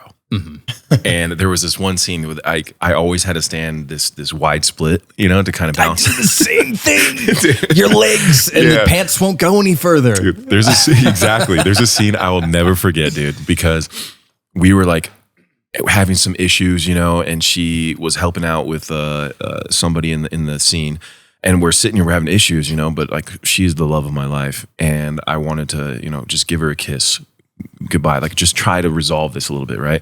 At the end of the scene, I'm supposed to kiss her, right? I know it is. I was standing there so long in that scene that I forgot I was doing it. And then I was like, I went to go and I'm like, wait, if I stand up, I'm going to grow 2 feet. And so I had to it was an awkward moment. And then I had to grab her neck and pull her into me and then kiss her and then go off. And so I didn't do that out of nowhere. And we used it because it's shooting with Tyler Perry and he did 1 or 2 takes on everything anyways. And I'm like, I'll never forget how weird that felt to me in the scene. You know what I mean?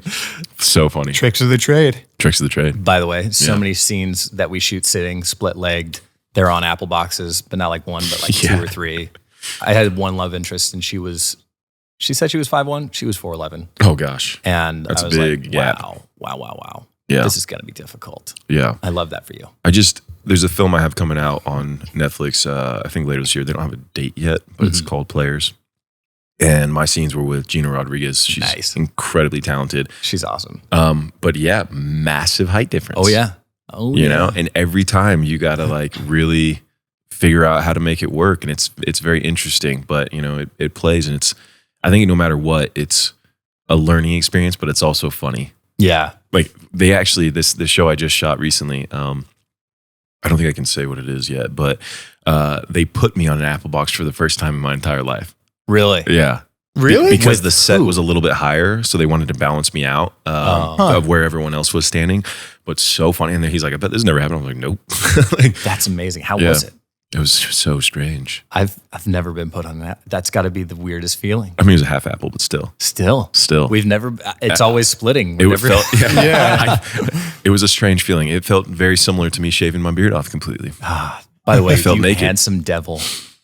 God, Likewise. I would so smooch that handsome face with that beard off or on, but my God, you are. We may book something that'll happen very soon. You guys should comment down below, but man, my God, that man is handsome either way. But when he shaved, I was like, it's a stud. When we were about to shoot a podcast, I'm like, who is the stranger walking into my? Yeah, I was gonna get stabbed walking in. I'm like, I tried to call him before and like text him like, yo, I'm coming to the house, bro. It's me.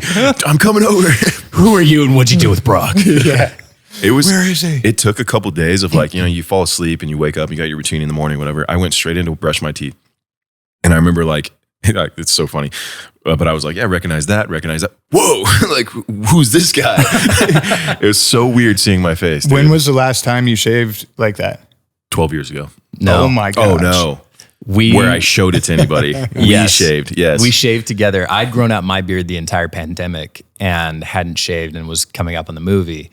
Neither had Brock, but Brock had to shave it for something too. Surgery. Yes. Yeah. Deviated septum. Yeah. And we shaved it and filmed the whole thing together and made the funniest video It was funny. of all time. Where is this video?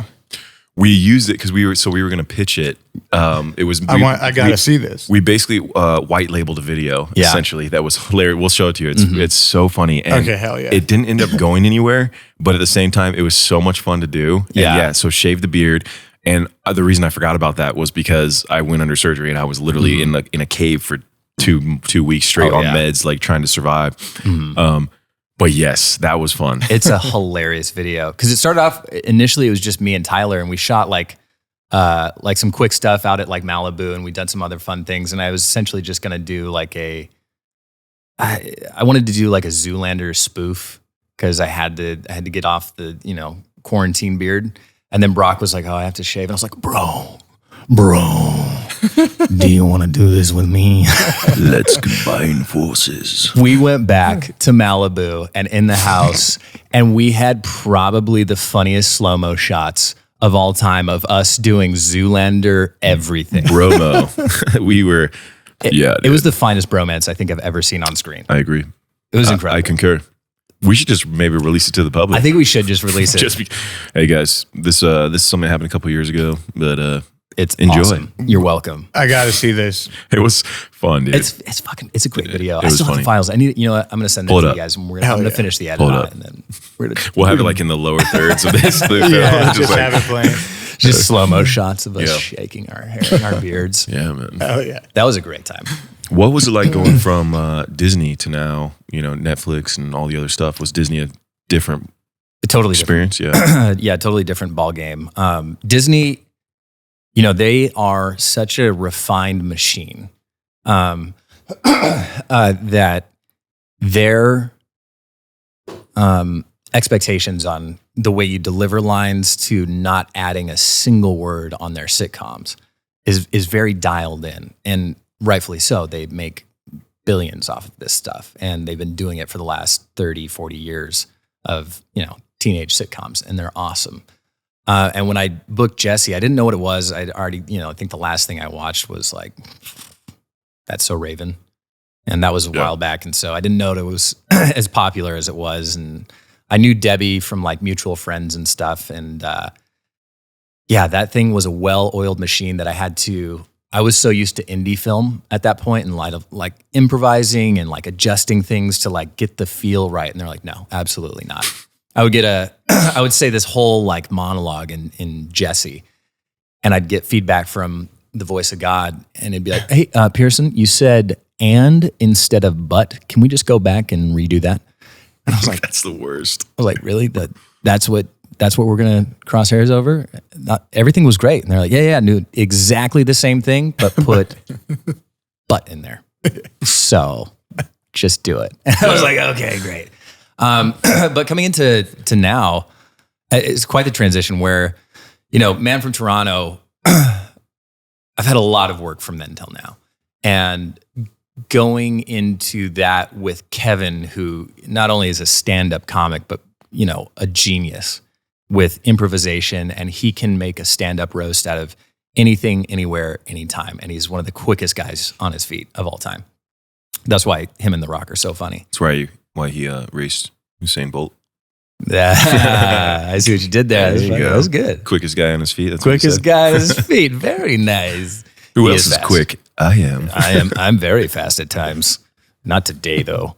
And we'd be improvising scenes together, and you know, I'm kind of like the younger, you know, brick on the block, and trying to just not do too much improving. I don't want to throw those guys off, but then cut to Kevin's like wildly goes off script, makes it super funny, and then just brings it back in. And my job as the kind of like straight man of the comedy piece of it is just to like react and have a couple quick moments with him. But that was awesome. It was so fun. And then like getting to improvise with him and like just jab back and forth on different things was amazing. And it's fun to hold your own and then see those jokes come up in the show. Yeah. And you're like, nice. So I did okay. This is good. This is very good. I mean, literally one of the top comedians in the world, obviously, and like known for his like quick wit. Oh yeah. I mean, I can only imagine how much fun that must have been. Dude, there wasn't a single scene that we didn't end up laughing. That's great. At any point, even on the really bad days at 4 a.m. when we've been shooting nights for 2 weeks and everybody's having mental breakdowns because you're in a pandemic and isolated from everybody and stuck in tents on set. He comes in with a great attitude and is like, all right, let me make a joke. And brings everybody's mood back up. And then by the end of any scene, once he's got his, you know, the safety take, he goes off book. And just starts roasting. And it's so funny. That's great. Oh my God. There's a couple moments, and they put it in the blooper reel, where like me or Woody are, you know, playing the like forced, like very straight characters of like, this is serious. There's no funny bones in our body. Yeah. And I would just hear Woody go, and as soon as Woody starts breaking, I can't hold my face because I'm dead eyeing him. Yeah. And I see Kevin out the corner of my eye, and he's like, and once he knows he's got you, he drives straight after you. And all he wants to do is just make you crack. And it's hilarious. I watched him make an entire stand-up routine off of a box of oatmeal inside of our storage room fight. What? And entertained everybody for an hour and a half. It's amazing. Oh, that's incredible, dude. Quickest guy of all time. It was crazy. And he's so funny. He's super funny and super nice, just easy. Yeah. Always brings like positivity and energy to the set where you're just like, this could have been a really rough day. And you've clearly been shooting 12 commercials and doing press for your other 45 projects and slept an hour. And you're still really positive coming onto set. That's really cool. That's really freaking awesome. Great sign of a leader, right? Oh, yeah. I mean, to come in, like you said, energized and positive. I mean, that sets the tone, like literally, right? I mean, yeah, 100%. And he did a great job of that. You know, it is the biggest name on set that becomes the generalized leader and sets the tone for everyone. And he did that in such a cool way, especially during the pandemic. And I know everybody remembers the first 6 months of this were awful. Just some of the worst months of all of our lives. We're stuck inside. We can't see our friends. We're having like breakups and fights with our families. People aren't talking to each other anymore over, you know, virtue signaling politics and everything else. And just, it was crazy. And to be on set and to have that opportunity and to have Kevin just constantly change the narrative from like something really negative and to be able to go into that positive mindset was truly impressive.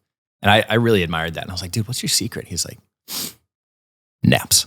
He's like, I'm napping right now with my eyes open. Literally. Just taking quick naps every time I blink. That's it. Just napping right now.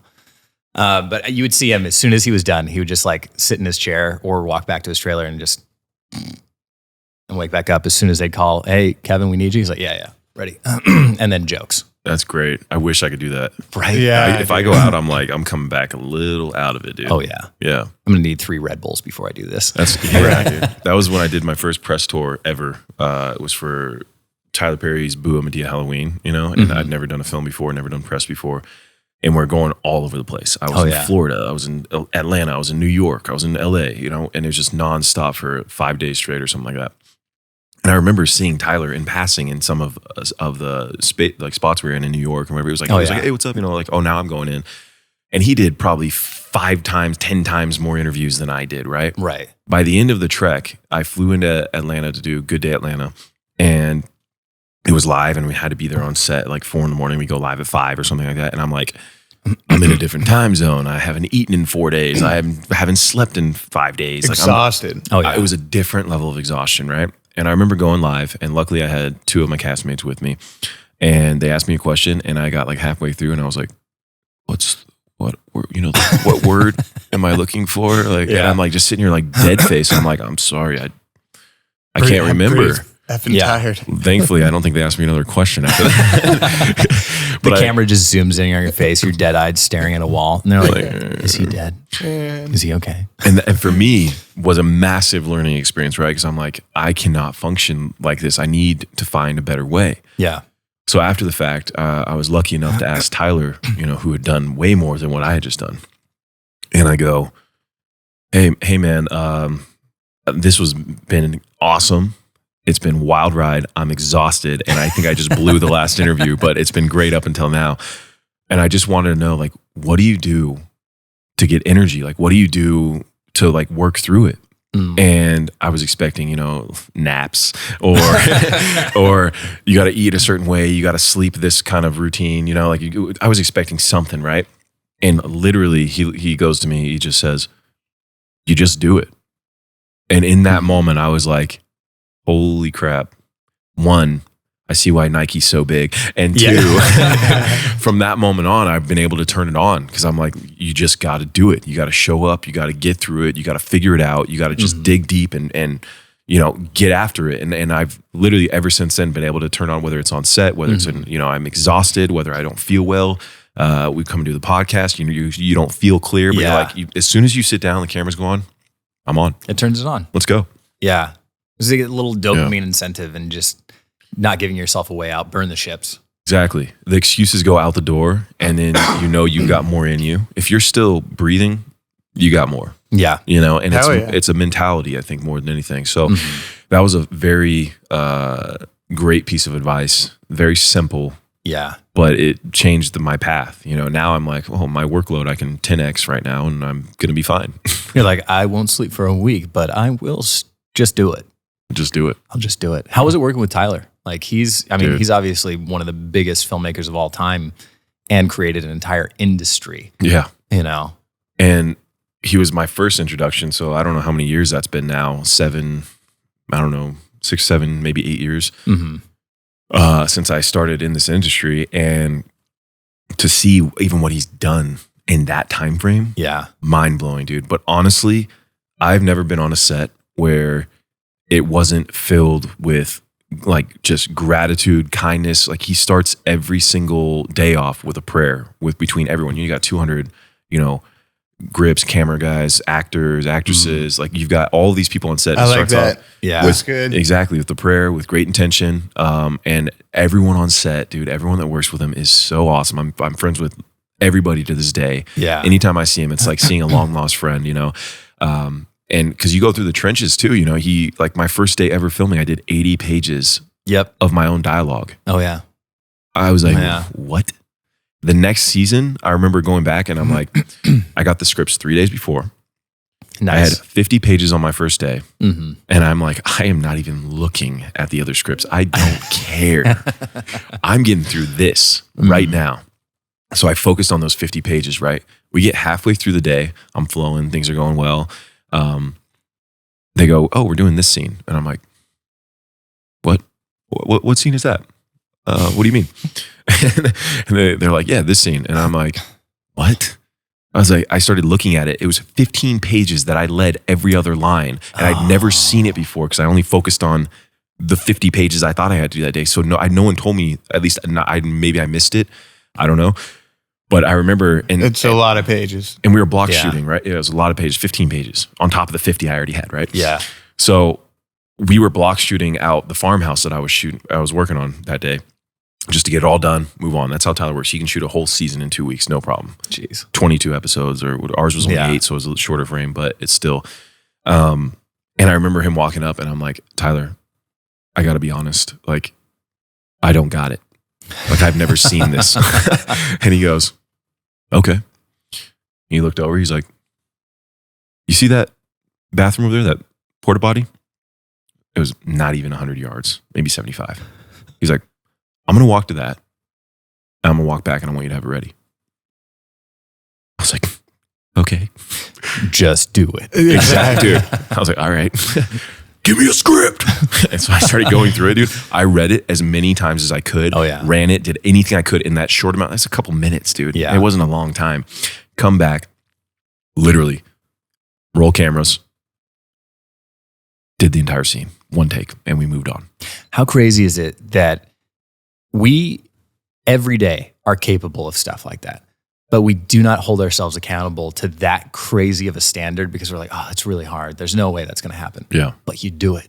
Yeah. You find something in the bottom of your soul and you just take it. Yeah. And you're like, somebody else is going to take this if I don't do this right now. Exactly my thoughts. I was like, I'm going to get fired. Yeah. And I love this job. It's my first real job. How do I keep my job? What if we acted like that every day? You know, what Right. would our like potential truly be if we just hit every day that exact same way? The threshold would be a different scale. Because we did this, we had the same schedule. We shoot 8 episodes in 4 days on Bold and Beautiful. And then suddenly, you know, you get on set and, you know, Man from Toronto, we're shooting one scene for 7 days. And I'm like, yeah, this is really easy. This is great. This is nice. Got my lines nailed. I have all 3 of my lines perfectly memorized. It's actually, those are some of the hardest when you got Dude, one word. Oh, dude, I just filmed this show and I didn't really have my lines. They just were like, these might be the lines you have in this time frame. And all the people I was going across from were they're all comedic geniuses, dude. Yeah. Incredible. Like all 5 of them. And I'm sitting here like I'm on the other end. Yeah. And finally they gave me my lines. Like I knew what they might be. Right. So I was running everything. And I had the monologue dialed because I thought it was going to be all together, right? Mm-hmm. They're like, oh yeah, no, you're only saying these 2 lines for this scene specifically because they weren't doing my coverage. And I wasn't even in that shot. I dropped the line.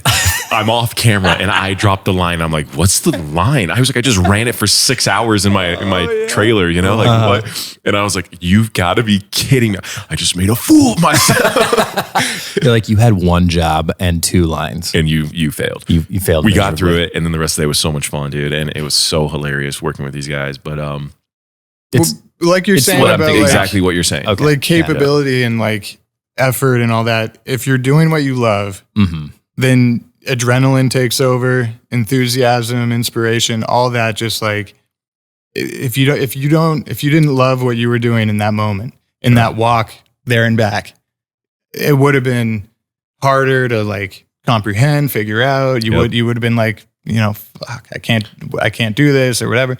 But if you love something, man, and you're really, really genuinely passionate about it, you can run up walls, lift up cars, you know? Yeah. I would say also the thing about that too is, which is such a nice gift, I would say from acting, is the ability to let go.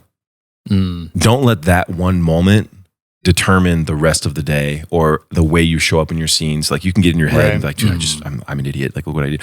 Everybody messes up. Oh yeah. Everybody drops lines in acting. Everyone does, you know, like there's other people that can go above and beyond and they're incredible and not say anybody else isn't, but like some people can do more. Some people have photographic memory, you know, like it's different, but at the same time, like being able to be like, okay, look, I messed that up. Let me completely drop it. Well, even Jerry Rice would drop a pass, right? Yeah. But he was Jerry Rice because he'd come back to the huddle and then scored 80-yard touchdown. Yeah, it's how you show up after those little things. Those I love little that. failures, you know, Yeah, and that's what made the biggest difference for me moving forward is like, look, you can get in your head all day. When I do that kind of stuff, acting too, like I tend to want to be a perfectionist. You know, I try to be the best version and feel very big weight. I think that's part of the scene, especially when you're going against the titans with the industry, you know, these incredibly talented people. And you're sitting there like, I know I got this. Okay, I messed up, but I still got it. Yeah. Let me bring it back. Let me loop it back around. And you got to get it out of your head, I think, a lot of times. Yeah. You know, so it's an interesting, fun learning experience, but also, you know, you see these other people and how they're doing it and the fact that, you know, you get to work across Kevin Hart and Woody Harrelson, and you know, and you are holding your own, and you're doing an incredible job. It's like, look, thanks, man. I'm here too. You know what I mean? I got something to give. It's fun to see, dude. It's fun to do, fun to see, fun to be a part of. It is fun to be a part of, you know, and I think that's the thing that dreams are made of. You know, we all kind of talked, and Star Wars was like a dream of mine. You know, I was like, oh my God, Luke Skywalker, you are the pinnacle of heroes in my mind. Oh, Joseph Campbell, the hero's journey. I mean, he's the formula. 100%. He fit it perfectly, and then to go and do something like Man from Toronto and sit there and go toe to toe with those guys. What a blast. Yeah. You know, like what a cool experience and what a surreal moment of like, man, I was a kid on a farm that was homeschooled that, you know, for all intents and purposes was socially kind of awkward at times. And suddenly I developed some strange social skill. And then people were like, you should model, you should act. And I was like, no, I do want to act. I want to make movies, like get out of my way. Hell yeah. And then suddenly I'm out here, and I always think back to that kid that was on the farm just being like, you had cows and now you're here. You sold asparagus on a corner of a street and now you're doing this with Woody and Kevin. This is cool. Yeah. I had that same thought the other day, just a dose of gratitude, man, of just, if my younger self would have known I'm doing what I'm doing today, even in the capacity that it may not be where I want to end up, but I'm so grateful for every single moment.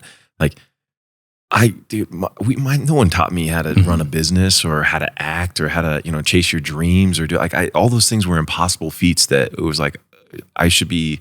It's intangible. And that's what I was at least conditioned to believe until I said, no. Yeah. I'm going to change my stars. I'm going to do what I want to do. And I'm going to give it everything I've got. And what is that? The thing that I had, the one thing I had was my escape, which was movies. And I want to give that back to the world, man. Yeah. You know, and to just take a step back and be like, yo, you went through all of that and everything against you to get here. And it was 100% worth it.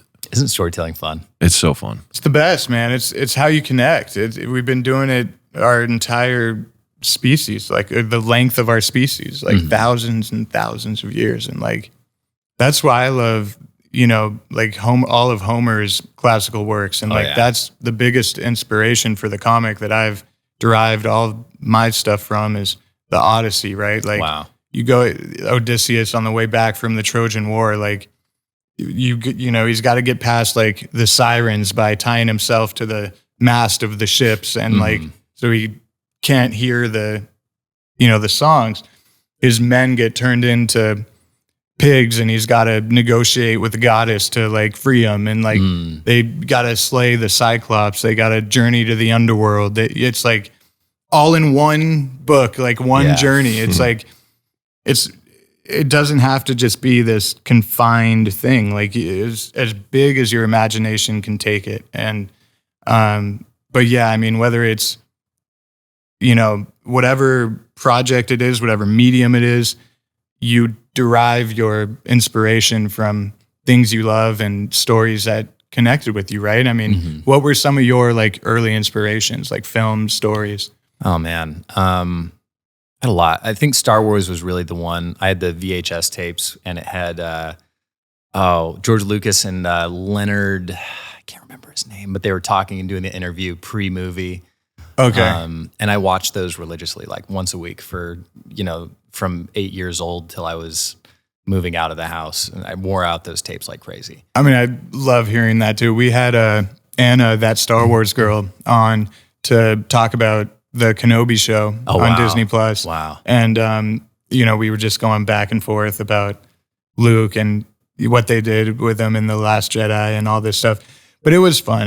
That's what fandom is, right? Like you just debate and discuss, and you just care so much about a character that you can talk about him for hours. And like, that's what fandom is. Yeah. And how cool is it that like, it doesn't, you know, Star Wars and Star Trek and all these like big mythical, you know, stories are our versions of the Odyssey. And they've changed our lives and made society a better place. And for an hour and 20 minutes, everybody shuts up. Everybody has a similar shared experience in a room across the world. You know, watching the same movie and they all fall in love with a character that reminds them of themselves. They see the flaws and they see the struggle and they see the transformation into a hero. And they're like, that's me. I'm an ordinary person put in extraordinary circumstances. And I can achieve something great if I try. And it's so cool because like that's my journey. That's your journey. That's your journey of like coming from nowhere and nothing and turning that into whatever we have today. I love that, man. It's so cool. We just have the coolest jobs in the world, man. Yeah. I love it. I couldn't have said it better. I'm all fired up now. Right. That was inspiring. Thanks, man. Yeah, but even like the Man from Toronto, like I loved watching, but also it reminded me when I was young, when I would walk out of a good film and you see this crazy action or these insane fight sequences or Superman, and you're like, I can do that. I'm ready to take flight. I'm ready to kick ass, you know, like, and I'm watching it remind me of like, dude, the knife fights, the gun scenes, the golf, like everything all together was like, it gets me fired up. Like I want to go be the man from Miami, you know what I mean? And and like you're saying, the shared experiences across the board, like that's why we're doing it. Cause and when you have a good film too, it's exciting, it's fun, it takes you out of it, dude. Oh yeah. It's why that's why I love it, you know? Yeah. There's so many elements and so many things that have to go right to make a film. It's incredibly hard to make a film. Thousands of jobs. Yeah. Each one is a miracle, yeah. It's the most collaborative art form in the entire freaking world. And if one piece of it's wrong and everything else is right, you're going to have a terrible film. Oh, yeah. Just you shoot the entire movie and suddenly you got an editor that's like, I see it differently. Yeah. And then you see it and you're like, wow, that's a terrible movie. Oh, cancel it. Well, you can take... When we were shooting the resort in Maui, right? Like we were on a very limited budget and we were dealing with rainstorms and shooting nights and like only having a couple hours to like figure out, okay, what are we going to shoot tomorrow? Yeah. And like, what is the weather going to be like? And as the producers, you're like, literally, if you decide the wrong thing, you could lose a day or two based off your decision. Yep. And it's like, but that's what's so thrilling about it also. Yeah. It's the like adrenaline. gambling without gambling, right? It's like, but obviously everyone, like you said, like we had the assistant camera operator in the production office with us, and like we wanted everyone's opinion. Yeah. Like it was a team effort. It's like everyone has valuable input, and it was great just having everyone in that room, from director to everybody. So very collaborative and very fun and thrilling. That makes it fun. That makes it exciting, especially like solving problems on the fly when there's something truly terrible that just happened and you're like, okay, we have an iPhone to film the rest of the movie with. How are we going to do this? That's like you're saying too about watching the tapes with George Lucas, and I love watching that stuff, the behind the scenes stuff, the stuff that kind of integrates you into that world a little bit more behind the scenes. Like any chance I get to watch that stuff, like I remember watching this stuff with Scorsese, you know, and talking about like if there's a problem, him just taking a minute and being like, okay, this is what we're going to do, you know? And like, it was Spielberg too, like watching, I think it was a documentary with him too. It's in him. A great one. Yeah. It's incredible watching his way to walk into a room and figure out in that space what he's going to do next. And look at, he's Steven Spielberg, man, you know? And that's part of that process too. But it's so exciting to like, when you know also all the jobs and what it takes to make it, I feel like it makes you a greater actor. It makes you a greater director, producer, everything. Because you're able to see it from another perspective. And also, I remember like my first job ever, I was so nervous, man. I was like... The shakes. Yeah, and I'm an introvert, so naturally like I'm like, why do you get these cameras on my face? What is this? I hate this job. But I love it. And I had to realize that like, yes, you might be the show, but the show really is 90+% of everything else. And you're like, look, everyone has their jobs. Everyone's job is important. You're one part of a larger sum. And it took the pressure off of like, I don't care anymore. Like stop worrying about it all. We're all in this together. Let's get through it and let's just be the best version that I can. Yeah. And that was definitely a fun. So when I see all that other stuff, it excites me more because I'm like, look, even on the highest scale, there's more to learn, there's more to do, and there's no one way to do this. It's what are we bringing to life? You know, the comic book, we're telling a story, and Will's been pouring so much of himself into it. And like he said, he's got incredible history, Greek mythology knowledge, and the Odyssey. And it's just like hearing it over and over here, you're like, the elements of Will are in that, dude, and what he's passionate about and what I'm passionate about, dude. And it's like, that's storytelling, you know? And I think we made something really cool. But it's the same thing with film. Like, regardless of where you're at, it's storytelling, and it's a great damn time. It's a great damn time. Gosh dang you know what I'm saying? Yes, you dang right. So like, talk to me about Kane. Like this, I mean, clearly I haven't read it, but this looks fantastic. And from everything that you guys have described to me, it sounds like just a total epic. Like it's a modern myth. No, yeah. Thanks for asking about it. So basically, Kane starts off, he lives in a cabin in the woods in small mountain town. He works in the mine. And he basically, when the owner of the mine changes, everything in his life is uprooted. And he basically has to adapt to survive. And he has to battle all these crazy creatures and figure out the history of his family. And like, it goes on this crazy odyssey to figure out who his parents are, you know, who his ancestors are, like, where do you get his... I can't really explain that. Like, where do you get his powers from? And, you know, meeting all these cool people along the way and learning from the mentors and 100. I don't want to like give too much away. Spoil it, yeah. Yeah. But like, that's kind of where we jump off in issue 1. But I mean, it goes. We have issues in like ancient Greece, ancient Rome. Oh, cool. Like ancient England or Old England, and like that's the cool part is. It's not just Kane in modern times. It's like the entire family lineage, dating all the way back to the Trojan War. Wow. So like, and with gods and creatures and all this stuff. So it's pretty cool. That's awesome. But, what was the inspiration for it? What like started you off and got you into this character and this part of the universe? And basically, I mean, kind of like we talked about earlier, like the Iliad and the Odyssey kind of being the core basis of it, because we find out in issue 2 like who his ancestors are and how far back they date, and get into like the gods of all of it and the mythology and, you know, theology. But man, it was really just, it's kind of like this big hodgepodge of all this different stuff, because there's also hints of like Predator and Blade and like, you know, films from the 90s that are these amazing fantasy, sci-fi, action adventures. So it really is this crazy like mix of all that stuff. Yeah. And it's absolutely a story that's never been told before. Really? Yeah. Yeah. Yes. Nobody's ever done this. Very unique. Very unique. I love that. Yeah. Thank God. Thank you guys for making something that is unique in its whole presentation, because we need that. No, we need new stories. Yeah, we do. And new heroes. Hey. Take off your shirt, big boy. I'll do it if you do it. All right, let's do it. Come on. Let's get frisky. Shave that beard. Cut. We're just outside wrestling shirtless. It's a classic. Yeah, no, I got to see the shaving video now.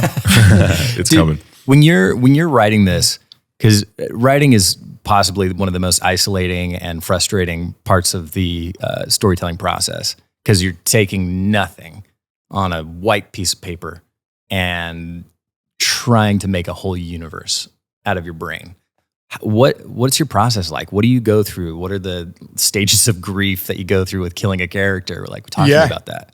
No, for sure. So, I mean, I basically wrote and rewrote the first issue like 30 times. Jeez. I needed to figure out, because I've never written before. I usually just focus on producing and like finding scripts and reading them and then deciding.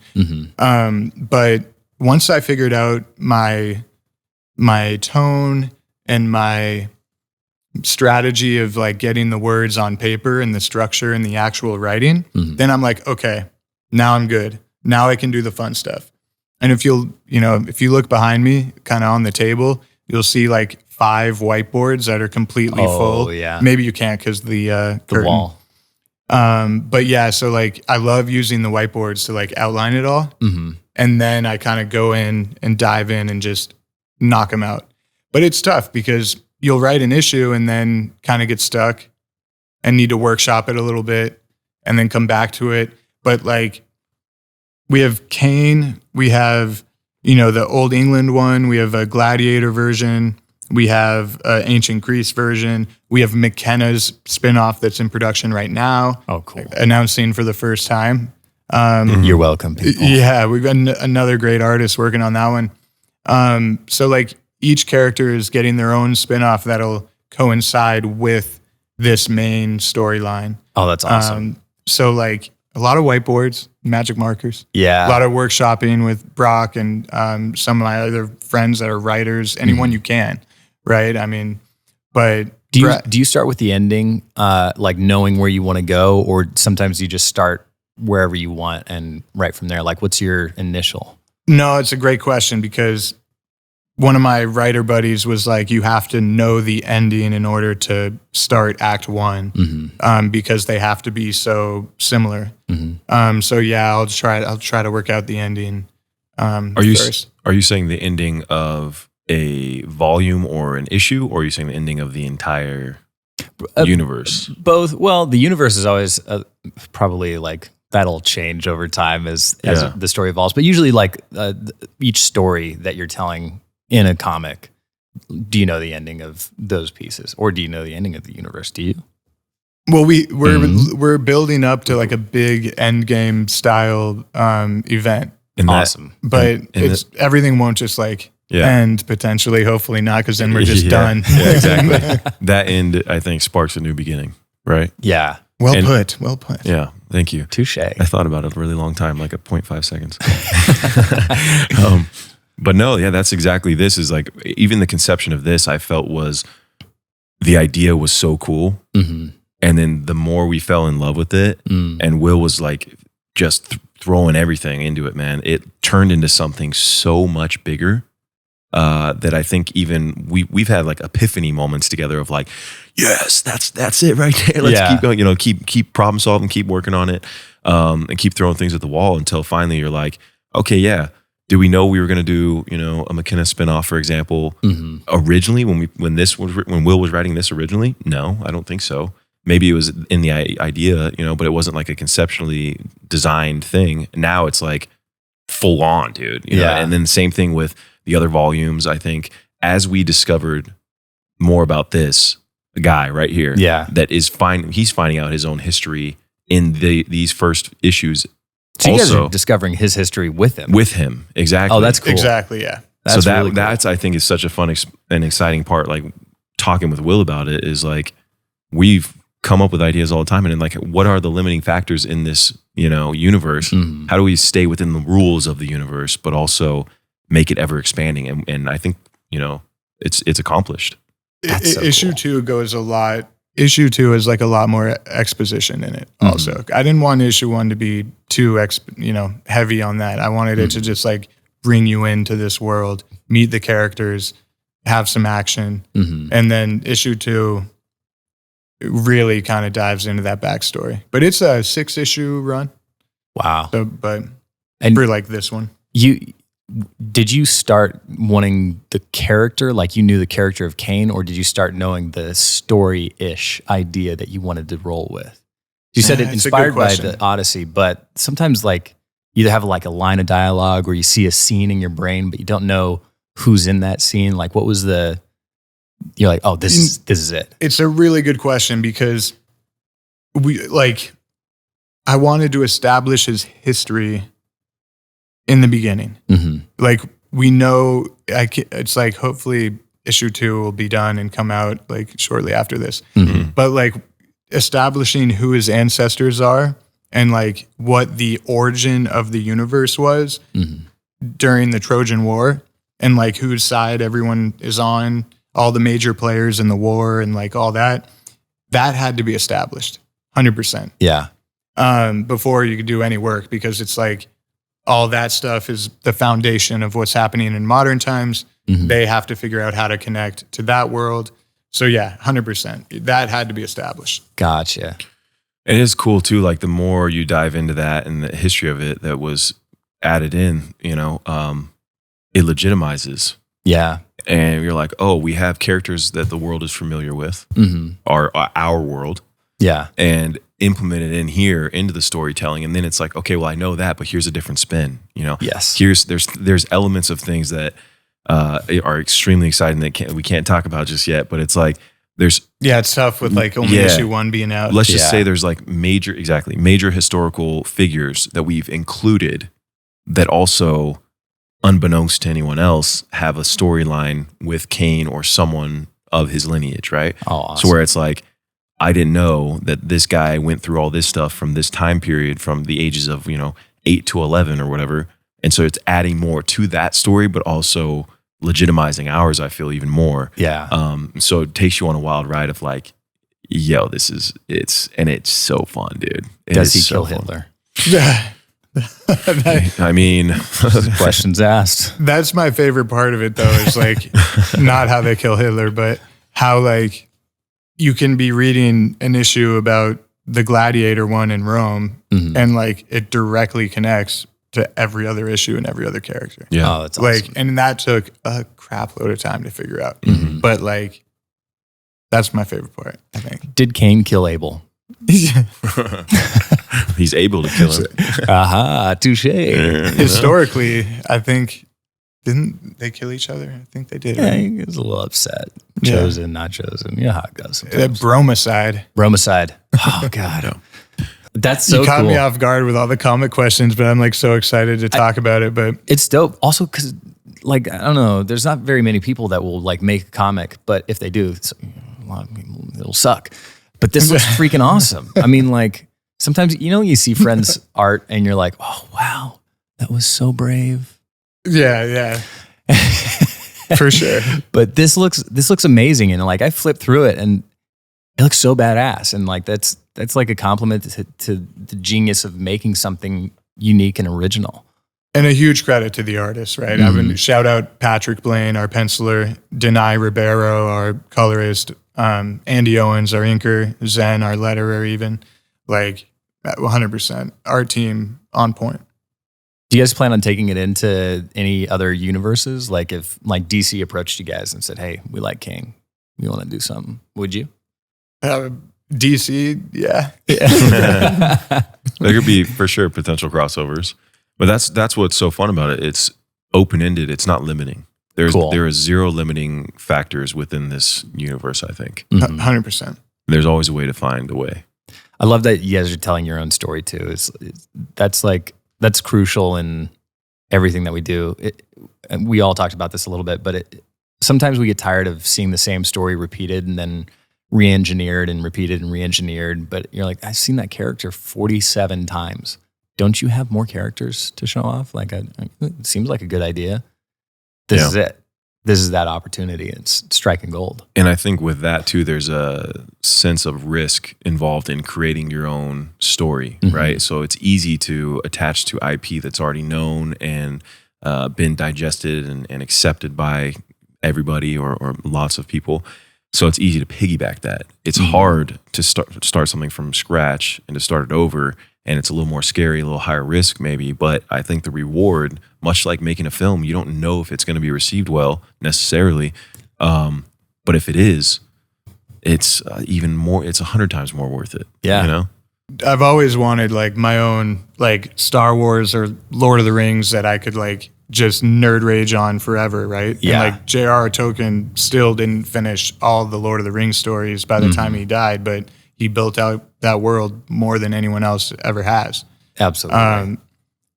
So yeah, this is like. So how was your podcast with George Lucas? I mean, Steven Spielberg. I mean, Will Meldman. That's awesome. It was so good. So awesome, dude. Thanks for coming on, man. Yeah, dude. Thanks for having me. I appreciate it. You got any more questions you want to ask before we? I mean, I could sit here and ask a million questions. I want to hear about everything, but I think for now, we'll have you back on. Please, yeah. This is fun. It's great. Dude, great being here. Dude, thank you so much for the time. Thanks for coming on. I miss you. I miss you too, bro. Yeah, and now Will's gonna miss you. Will, I miss you too. Yeah. I can't believe I made it in the Cute Boys Club. Dude, you're a cute boy for sure. Yeah. It was the hat. It was the hat. 100%. Got me in. But thanks for sharing with me too. I appreciated hearing your guys' process and like your lives and everything else. I really appreciate that. Yeah, absolutely. A lot more to come, dude. Yeah. And hopefully there's a real life story of a farm boy that becomes Superman. Let's go, baby. Come on. Let's go, son. All right.